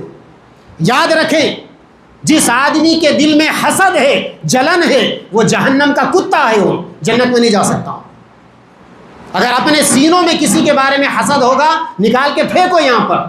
اگر کسی کے بارے میں جلن ہوگی، حسد ہوگا، دشمنی ہوگی، نفرت کے جذبات ہوں گے، دو رنگی پالیسی ہوگی، ڈبل سٹینڈرڈ ہوگی، اگر کسی کے بارے میں نکال کے پھینکو یہاں پر، نہیں چلنے والا۔ یہ بول بڑے سخت ہیں لیکن یہ جو حرکتیں ہیں وہ اس سے زیادہ گندی ہے۔ اللہ کے نبی نے فرمایا کہ حسد انسان کے نیکیوں کو ایسا کھا جاتا ہے جیسا آگ لکڑی کو کھا جاتی ہے۔ آگ لگتی ہے تو پورا پورا جنگل جل جاتا ہے، سب کو جلا کر رکھ دیتی۔ حسد کی آگ انسان کے پورے نیکیوں کو تباہ کر دیتی، برباد کر دیتی۔ اسی لیے بہت سارے لوگوں کو آپ نے دیکھا ہوگا، بعض تو بیچارے حسد کی بھٹی میں اتنا جلتے ہیں، جل جل کے وہ چہروں سے بھی کالے ہو جاتے ہیں، چہروں پر رونق نہیں ہوتی، چہروں پر ان کے کوئی علامتیں نہیں ہوتی۔ کیا مصیبت ہے یہ؟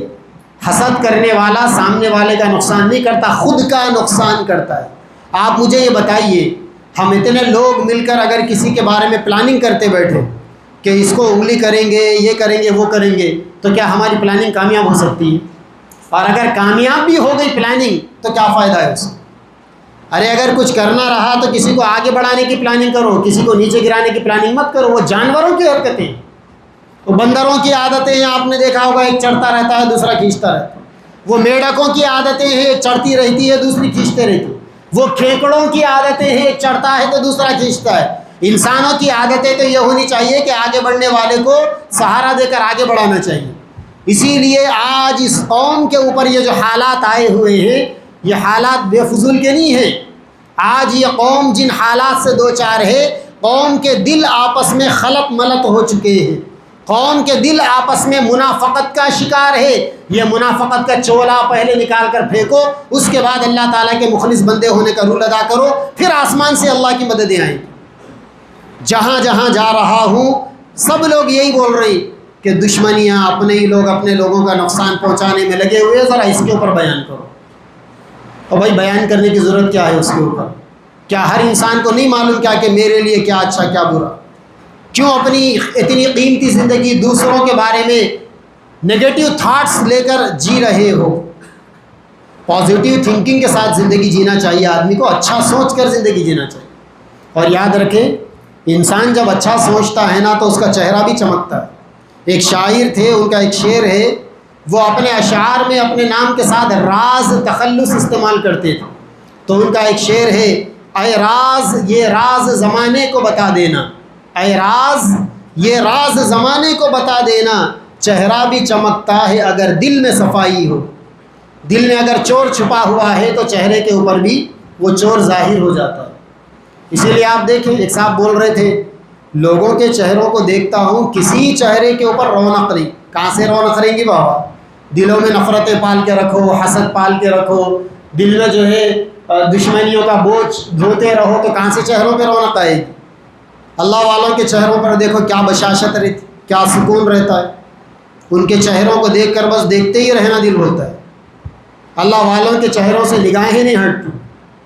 اب یہاں تم جو ہے دلوں کے اندر نفرتیں رکھو اور وہاں کریموں کے ڈبے ختم کرو، کوئی رونق آنے والی نہیں۔ قیمتی سے قیمتی پورے بقالے خالی کرو، پورے سپر مارکیٹوں کے کریمہ لا لو۔ بعضے لوگوں کے کلیکشن میں بیڈ روم میں یہ کریموں کے ڈبے رکھے ہوئے ہوتے ہیں، سنا یہ بھی لگایا وہ بھی لگایا، خالی وہ پالش مارے جیسا۔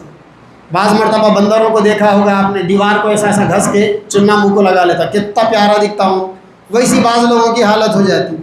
اب بھائی دلوں کو صاف رکھو، دلوں کو پاک رکھو دشمنی کے جذبات سے، حسد سے۔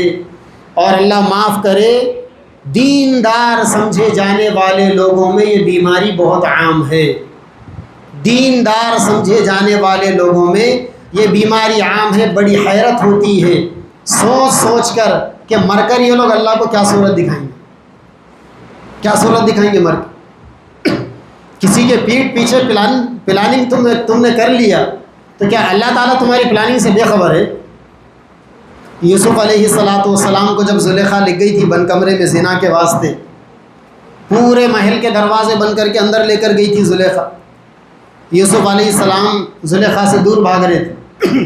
زلیخا چاہ رہی تھی کہ چلو موقع مل گیا تو زنا کر لیں گے، تو زلیخا نے وہاں پر وہ اس کے بیڈ روم میں جہاں پر اندر لے کر گئی تھی حضرت کو، سیلفوں کے اندر زلیخا کے بت رکھے ہوئے تھے، تو زلیخا نے بتوں کے اوپر کپڑا ڈھانپ دیا۔ تو یوسف علیہ السلام نے پوچھا تھا کہ زلیخا کیا کر رہی ہو؟ تو اس نے کہا یوسف یہ میرے خدا ہے، خداؤں کے آنکھوں پر پردہ ڈال رہی ہوں کہ برائی کرتے ہوئے ہمارے خدا نہ دیکھ لے۔ تو یوسف علیہ السلام نے زلیخا سے کہا کہ زلیخا تو نے اپنے خدا کے آنکھوں پر پردہ ڈال دیا، مگر میں میرے اللہ کے آنکھوں پر پردہ کہاں سے ڈالوں؟ تو دوسروں کے بارے میں سازشاں کرنے والے، پلاننگاں کرنے والے، لائٹاں بند کر کے بیٹھنے والے، شٹراں گرا کے بیٹھنے والے، پلاننگ کرنے والے، پلاننگ تو کر رہے ہیں، وہ بیچارہ سو کر ہے، تم اس کے خلاف پلاننگ کر رہے ہیں۔ کیا رب بھی سویا ہوا ہے کیا؟ رب تو جاگا ہوا ہے۔ وَمَكَرُوا وَمَكَرَ اللَّهُ وَاللَّهُ خَيْرُ الْمَاكِرِينَ۔ تم کسی کے بارے میں پلاننگ کرتے ہو، رب کی بھی ایک پلاننگ ہے اور اللہ تعالیٰ کی پلاننگ سپریئر ہے۔ اللہ تعالیٰ کی پلاننگ سب سے کامیاب ہے۔ اسی لیے اپنے آپ کو دھوکے میں مت ڈالیں۔ میں یہ نہیں بول رہا ہوں کہ آپ لوگ اس کا شکار ہے، یہ ویڈیو والوں کو بول رہا ہوں، مجھے سنیں گے ان تک جاری میری بات۔ اگر ہم میں سے کوئی آدمی اس بیماری کا شکار ہے تو سچے دل سے توبہ کر لینا چاہیے، دلوں کو ہلکا کرنا چاہیے۔ بڑے بڑے اللہ والوں کے معمولات میں یہ بات ہے کہ جب وہ روزانہ تہجد میں یا فجر میں نیند سے بیدار ہوتے ہیں تو وہ نیند سے اٹھ کر سب سے پہلے سو کر اٹھنے کی دعا پڑھ کر اللہ تعالیٰ سے یہ کہتے ہیں کہ اے اللہ میں نے اپنے دل کو سب کے لیے پاک کر دیا، یہ کہتے ہیں۔ ہلکے ہو کر وہ نیند سے بیدار ہوتے، اور جب رات میں نیند کے لیے جاتے ہیں بستروں پر تو اللہ والوں کی عادتیں ہوتی ہے کہ اے اللہ میرے دل میں کسی کے بارے میں کوئی دشمنی کوئی حسد نہیں، میں نے سب کو معاف کر دیا، آپ بھی سب کو معاف کر دیجیے۔ دن بھر ستانے والوں کو اللہ والے ایسی دعائیں دیتے ہیں، مگر بعض بدنصیب ایسے بھی ہوتے ہیں کہ کسی کے پیچھے پڑ گئے، کسی کو ستانے لگ گئے، اتنا ستاتے ہیں بعض بدنصیب کہ پھر وہ بیچارے کو مجبوراً بد دعا کرنا پڑتا ہے۔ تو کسی کی بد دعا لینے سے ڈرنا چاہیے آدمی۔ اللہ کے نبی نے فرمایا اتقی دعوت المظلوم فإن ليس بينه وبين الله حجاب۔ مظلوم کی بد دعا سے بچو، اس کے اور اللہ کے درمیان میں کوئی پردہ نہیں ہوتا۔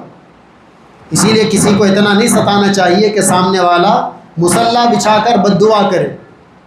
تاریخ کے اندر واقعات لکھے ہوئے کہ دل سے بد دعا نکلی، اللہ تعالیٰ نے حکومتوں کو ختم کر دیا۔ حکومتیں ختم ہو گئی دل سے بد دعا نکلنے کے نتیجے میں۔ تو اسی لیے میرے بھائیوں، اس رمضان کے ختم ہونے والے دنوں میں یہ دو باتیں آپ کو بتانے کی تھی۔ پہلی بات میں نے آپ کو بتایا کہ سچے پکے دین پر عمل کرو۔ سچے پکے دین پر عمل کرنے کے لیے جو جو چیزیں ضروری تھی تفصیل سے وہ گفتگو ہمارے سامنے آ چکی۔ اور دوسری چیز یہ ہے کہ اپنے سینوں کو پاک کر لو، اپنے دلوں کو پاک کر لو، دشمنی کے جذبات سے پاک کر لو، زبانوں کو غیبتوں سے پاک کر لو، اپنی نگاہوں کو بے حیائی اور بری نظروں سے پاک کر لو اپنی زبانوں کو، اور اپنے کانوں کو میوزک سے پاک کر لو، دوسروں کی برائیاں سننے سے اپنے کانوں کو پاک کر لو، دلوں کے بوجھ کو ہلکا کر لو، پھر اللہ تبارک و تعالیٰ انشاءاللہ زندگی میں برکتیں دیں گے۔ میرے پاس بہت سارے لوگ آتے ہیں اور آ کر یہ کہتے ہیں برسہا برس ہو گئے، کام نہیں بن رہی، رکاوٹیں ہو رہی، جس کام میں ہاتھ ڈال رہی کام رک جا رہا، بلکہ لوگ تو یہ کہتے ہیں کہ سونے کو ہاتھ لگائے تو پتھر بن جا رہا۔ تو دل میں خیال آتا تھا ایسے لوگوں کے لیے دعائیں ہوتی تھیں، لیکن گزرتے زمانے کے ساتھ اب ویسے لوگوں کی اصلیت سامنے آ رہی۔ تو ابھی میں نے حال میں 3-4 دن پہلے ایک صاحب کو بلا کر میں نے کہا کہ بھائی تم پچھلے 10-12 سال سے مجھے بولتے ہو کہ میرے لیے دعا کرو، کوئی نوکری نہیں مل رہی، قرضوں میں پریشان ہوں، ہمیشہ تم بولتے تھے مجھے۔ بولنے لگے ہاں بولتا تھا۔ تو میں نے ان سے کہا کہ میں تمہارے لیے دعا بھی بہت کرتا تھا، لیکن تمہارے حالات نہیں سدھرے۔ میں سوچتا تھا کہ تم ایسے حالات کا شکار کیوں ہے، اب مجھے پتہ مل گیا اور میں تم کو بول رہا ہوں تم اپنی یہ دوغلی پالیسی ختم کرو گے۔ تم بعضوں کے بارے میں ناحق کی جو دشمنی اپنے دلوں میں پال کر رکھے ہوئے ہو، اور بعضوں کے سامنے میٹھے بن کر انہی کے پیچھے انہی کو نقصان پہنچانے کی تمہاری جو پالیسی ہے، جو تمہارا یہ ڈبل اسٹینڈرڈ ہے، تم پہلے اس کو بدلو، تب اللہ تمہاری تقدیر کو بدلے گا۔ بالکل پکی بات۔ ایک کو رمضان میں نے پکڑ کر کہا، اب تک تو سامنے بات آئی نہیں تھی، لیکن جب سامنے آ گئی تو مجھے بولنے میں کیا شرم، بھلے ہی اس کا دل دکھا ہوگا، دکھنے تو مجھے کیا کرنے کا، لیکن وہ بھی تو کسی کا دل دکھا رہا ہے، کسی کی بد دعا لے رہا ہے۔ اسی لیے یاد رکھو، لوگوں کی بد دعا لے کر، لوگوں کا برا چاہ کر دنیا میں کوئی انسان کامیاب نہیں ہو سکتا، یہ طے شدہ بات ہے۔ لوگوں کا برا کر کر، لوگوں کا برا چاہ کر دنیا میں کوئی آدمی کامیاب نہیں ہو سکتا۔ اسی لیے اپنے دلوں کو پاک رکھو، دلوں کو صاف رکھو، اپنے اندر اجتماعیت اور یونٹی پیدا کرو۔ حالات بڑے خراب ہیں۔ اور آخری بات بتا کر اپنی بات کو ختم کروں، ابھی اپریل کے مہینے سے SIR کا مرحلہ شروع ہونے والا ہے۔ SIR کے بارے میں تو آپ سنتے ہی رہتے ہیں کہ وہاں بہار میں 82 لاکھ ووٹ کاٹ دیے، تمل ناڈو میں 74 لاکھ ووٹ کاٹ دیے، اتر پردیش میں 1,92 لاکھ ووٹ کاٹ دیے، راجستھان، مدھیہ پردیش، اتر پردیش، گجرات، ہریانہ، لاکھوں لوگوں کے ووٹ کٹے۔ ابھی بنگال میں الیکشن ہونے والا ہے اسی سال، وہاں پر لاکھوں لوگوں کے ووٹ ووٹر لسٹ سے غائب ہو گئے، اور وہی کام تلنگانہ میں بھی شروع ہونے والا ہے۔ تو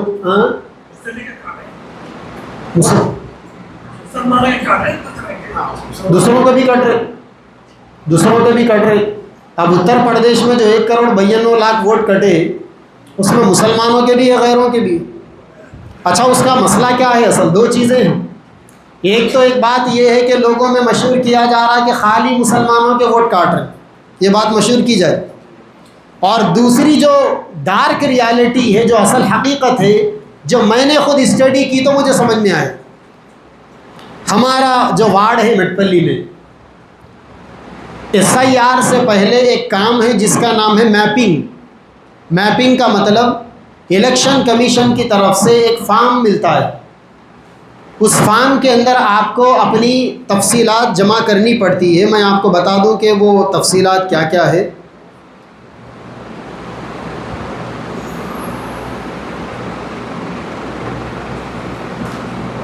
نیو ووٹر ID 2025-2026 بول کر یہ فارم ہے۔ اس کے اندر آپ کو سب سے پہلے اپنا ووٹر ID کا نمبر لکھنا پڑتا ہے، کارڈ نمبر، ایپک نمبر۔ اس کے بعد آپ کو اپنا نام، والد کا نام اور اپنا پارٹ نمبر لکھنا پڑتا ہے۔ پارٹ نمبر کا مطلب آپ کا جو پولنگ بوتھ ہے، اب کسی علاقے میں ایک وارڈ میں 3 4 4 پولنگ بوتھ ہوتے. میرا جو وارڈ ہے وہاں پر 193 194 195 192 4 پولنگ بوتھ ہے اپنے پاس. تو یہ پارٹ نمبر ہے، تو اپنا پارٹ نمبر لکھنا ہے اس میں. یہ پارٹ نمبر انسان کے ووٹر آئی ڈی پر لکھا ہوا ہوتا ہے، یا کم از کم ووٹنگ لسٹ میں اگر ہم اپنے وارڈ کی اگر لسٹ نکال کر دیکھ لیں تو اس کے اندر ہم کو یہ پارٹ نمبر مل جائے گا. پھر اس کے بعد اگلا کام کرنا ہے ہمیں، ووٹر ڈیٹیلز بول کر لکھا ہوا ہے 2002 ووٹر ڈیٹیلز، یعنی 2002 کے ووٹر کی اس میں تفصیلات لکھنا ہے. اب اس کے اندر یہ ہے کہ جو آدمی جولائی 1987 سے پہلے پیدا ہوا، جو آدمی جولائی 1987 سے پہلے پیدا ہوا، یعنی آج سے 39-40 سال پہلے جو آدمی پیدا ہوا، تو وہ آدمی 2002 کی ووٹر لسٹ میں اگر اس کا نام ہے تو اس میں اس کو فل اپ کرنا ہے. اور اگر 2002 کی ووٹر لسٹ میں اس کا نام نہیں ہے، یا ان جولائی 1987 کے بعد اگر پیدا ہوا ہے، تو اس میں اوپر اپنا نام، والد کا نام، اور نیچے جو 2002 ووٹر ڈیٹیلز بول کر ہے، اس میں اپنے ماں باپ میں سے کسی ایک کا نام لکھنا پڑے گا جن کا 2002 کی ووٹر لسٹ میں نام تھا. اب 2002 کی ووٹر لسٹ کا نام نکالنا بھی ایک بڑا مسئلہ ہے. اب تک الیکشن کمیشن کے سائٹ کے اوپر ڈور نمبر مار دیے تو بتا دے رہا تھا، اسمبلی کانسٹیٹوئنسی جو ہے سلیکٹ کرو، ڈسٹرکٹ سلیکٹ کرو اور ڈور نمبر مار دو، ہاؤس نمبر مار دو، تو بتا رہا تھا. لیکن اب الیکشن کمیشن نے وہاں سے ڈاٹا ختم کر دیا. اب کیا ہوا، اب دھرم پوری ہے، فار ایگزامپل دھرم پوری اسمبلی کانسٹیٹوئنسی ہے. اب اس کے اندر 60-70 پولنگ بوتھ ہوتے ہیں. آپ کے دھرم پوری میں کئی پولنگ بوتھ ہوتے ہیں. دھرم پوری کے اطراف میں الگ الگ منڈلس ہیں، اور ہر منڈل کا الگ الگ دیہات ہے، سب جگہ لوگ ووٹ ڈالتے ہیں. تو ایک اسمبلی کانسٹیٹوئنسی میں 70 80 90 100 تک پولنگ بوتھس ہیں، اور ایک پولنگ بوتھ میں 800 سے لے کر 1800 2000 تک بھی ووٹرز کے نام ہوتے ہیں. مثال کے طور پر اب یہ ہمارا وارڈ ہے، مثال کے طور پر یہ وارڈ نمبر ہے فار ایگزامپل 21. تو جب ہم اس کے اندر ڈیٹیلز ماریں گے تو اپنے کو یہ وارڈ نمبر شو نہیں کرے گا، بلکہ لسٹ شو کرے گا. اب وہ لسٹوں کو ڈاؤن لوڈ کرنا ہے، تو اب دھرم پوری کے نام سے 60-70 PDF فائلوں کو ڈاؤن لوڈ کرنا، اور ایک فائل کے اندر 4-4 5-5 100 ڈور نمبر ہے. اب اس کے اندر اپنے ڈور نمبر کے سیریل کے حساب سے چیک کرنا. مثال کے طور پر 1-1-105 اگر ہمارا ڈور نمبر، تو اب 1 کی سیریز نکالنا، اس میں نکال کر 1-1-105 میں 2002 کی لسٹ میں اپنے والدہ یا والد صاحب کا نام سرچ کرنا، یا جو لوگ اس زمانے میں ووٹر لسٹ میں نام تھا وہ لوگ اپنا نام سرچ کر کے نکال لیں. اب جب نکالیں گے آپ تو اور ایک بڑا مسئلہ ہے. مسئلہ یہ ہے کہ آدھار کارڈ آیا 2004 کے بعد، یہ لسٹ ہے 2002 کی. بہت سارے لوگ آدھار کارڈ میں اپنی مرضی سے نام لکھا لیے تھے. جب اس کے بعد آدھار کارڈ کے بیس پر لوگوں نے پین کارڈ بنا لیا، بینک اکاؤنٹ کھول لیا، راشن کارڈ بنا لیا، اور ایسے ہی ریزیڈنس سرٹیفکیٹ بنا لیا، پاسپورٹ بنا لیا لوگوں نے. بچوں نے 10th کا ایگزام دے دیا، اب ان کے پاس ایجوکیشن سرٹیفکیٹ پر وہ نام آ گئے آدھار کارڈ کے حساب سے. اب ووٹر لسٹ کے اندر ان کا نام الگ ہے. مثال کے طور پر ایک آدمی ہے، اس کا نام ہے وحید، تو ووٹر لسٹ میں اس کا نام وحید الدین ہے، اور آدھار کارڈ میں، پاسپورٹ میں، سب جگہ عبد الوحید اس کا نام ہے. تب یہ دونوں الگ الگ ہوں گے نا، یہ وحید الدین الگ ہو گیا، عبد الوحید الگ ہو گیا، ڈور نمبر ایک ہی ہے. اچھا، یہ ذاتی گھر والوں کے لیے ہے. اگر آپ کرائے سے مکان بدل رہی، ہر سال بدل رہی، سال 6 مہینے میں بدل رہی، 2002 میں کہاں کرائے سے تھے 24 سال پہلے کس کو معلوم. اب وہ کیسا نکالیں گے تفصیل. اگر آپ کہیں بھی کرائے سے تھے تو اس زمانے میں آپ کا ووٹ کون سے ایڈریس پر تھا وہ کیسے نکالیں گے، والد کا نام کون سے ایڈریس پر تھا کیسے نکالیں. یہ بڑے پیچیدگیاں ہیں. تو یہ پیچیدگیوں کو ختم کر اب میری برتھ جو ہے نا 88 کی ہے میری برتھ فار ایگزامپل. میں جو ہے نا 1988 کا پیدائش ہوں، 20 فروری میری ڈیٹ آف برتھ. تو اب یہ SIR کے حساب سے میں 2002 کی لسٹ میں نہیں ہوں، کیونکہ 88 میں پیدا ہوا میں. تو مجھے اپنے ماں باپ میں سے کسی ایک کا نام اٹیچ کرنا ہے. تو لسٹ میں نکالوں گا، نکال کر اس میں اپنے والد یا والدہ کی تفصیلات لکھوں گا. لکھنے کے بعد یہ فارم BLO کے پاس لے جا کر دینا ہے. جو آنگن واڑی ورکر ہوتے ہیں، جو BLO ہوتے ہیں، بوتھ لیول آفیسر، ان کو لے جا کر یہ فارم دینا ہے. اور وہ لوگ اس فارم کی روشنی میں آن لائن ڈاٹا انٹری کرنا ہے. یہ کام BLO کو کرنا ہے. اور ایک ایک وارڈ میں اگر 1500 1200 1800 ووٹر ہے، ایک ایک وارڈ میں 2 یا 3 BLO ہوتے. یہ 2-3 BLO کی ذمہ داری ہے کہ 1800 ووٹروں کا فارم بنا کے آن لائن کرنا. اور اب تک ان BLO نے یہ کام نہیں کیا شروع. بہت سارے علاقوں میں کام ختم بھی کر دیا، اپنے علاقوں میں اب تک کام شروع نہیں ہوا.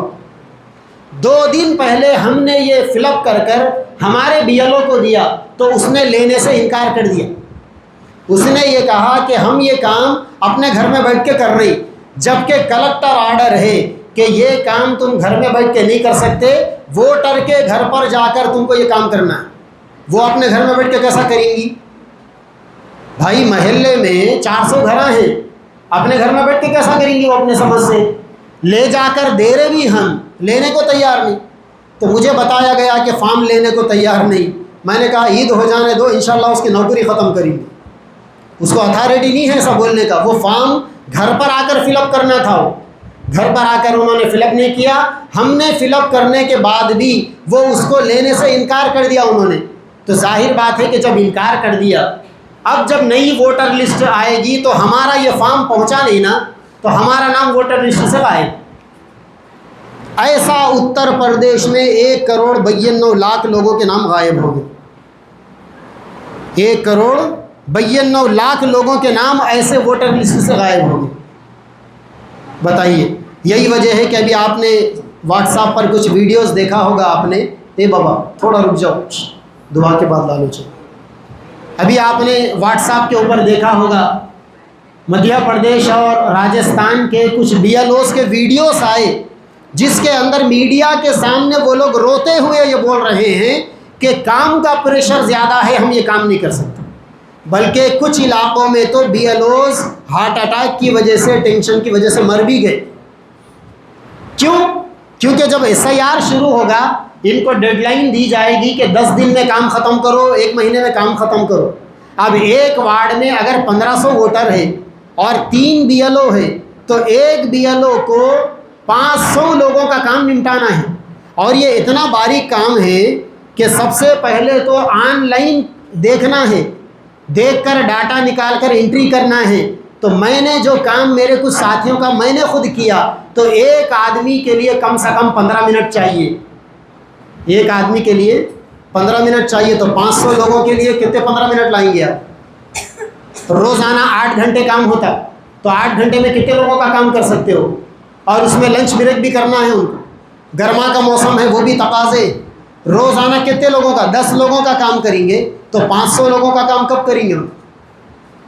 نان اسٹاپ ورک کرنے کے لیے ان کو 50 دن کا ٹائم بھی نہیں مل رہا. ان کو بالکل شارٹ ٹائم دیا جا رہا. اسی لیے میرے بھائیوں، یہ فارم میں آپ کو ڈال دوں گا. ذمہ دار ساتھیوں کو آپ نکال کر آپ لوگ اپنا ڈاٹا چیک کرو. اور لنک بھی انشاءاللہ میں 2002 کی ڈال دوں گا.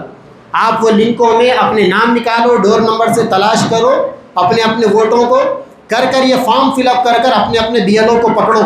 عید ہونے کے بعد سب سے پہلا کام یہ کرو. اس وقت مسلمانوں کے کرنے کا سب سے بڑا کام یہ ہے. اللہ تعالی ہم سب کو نیک توفیق عطا فرمائے. وآخر دعوانا الحمدللہ.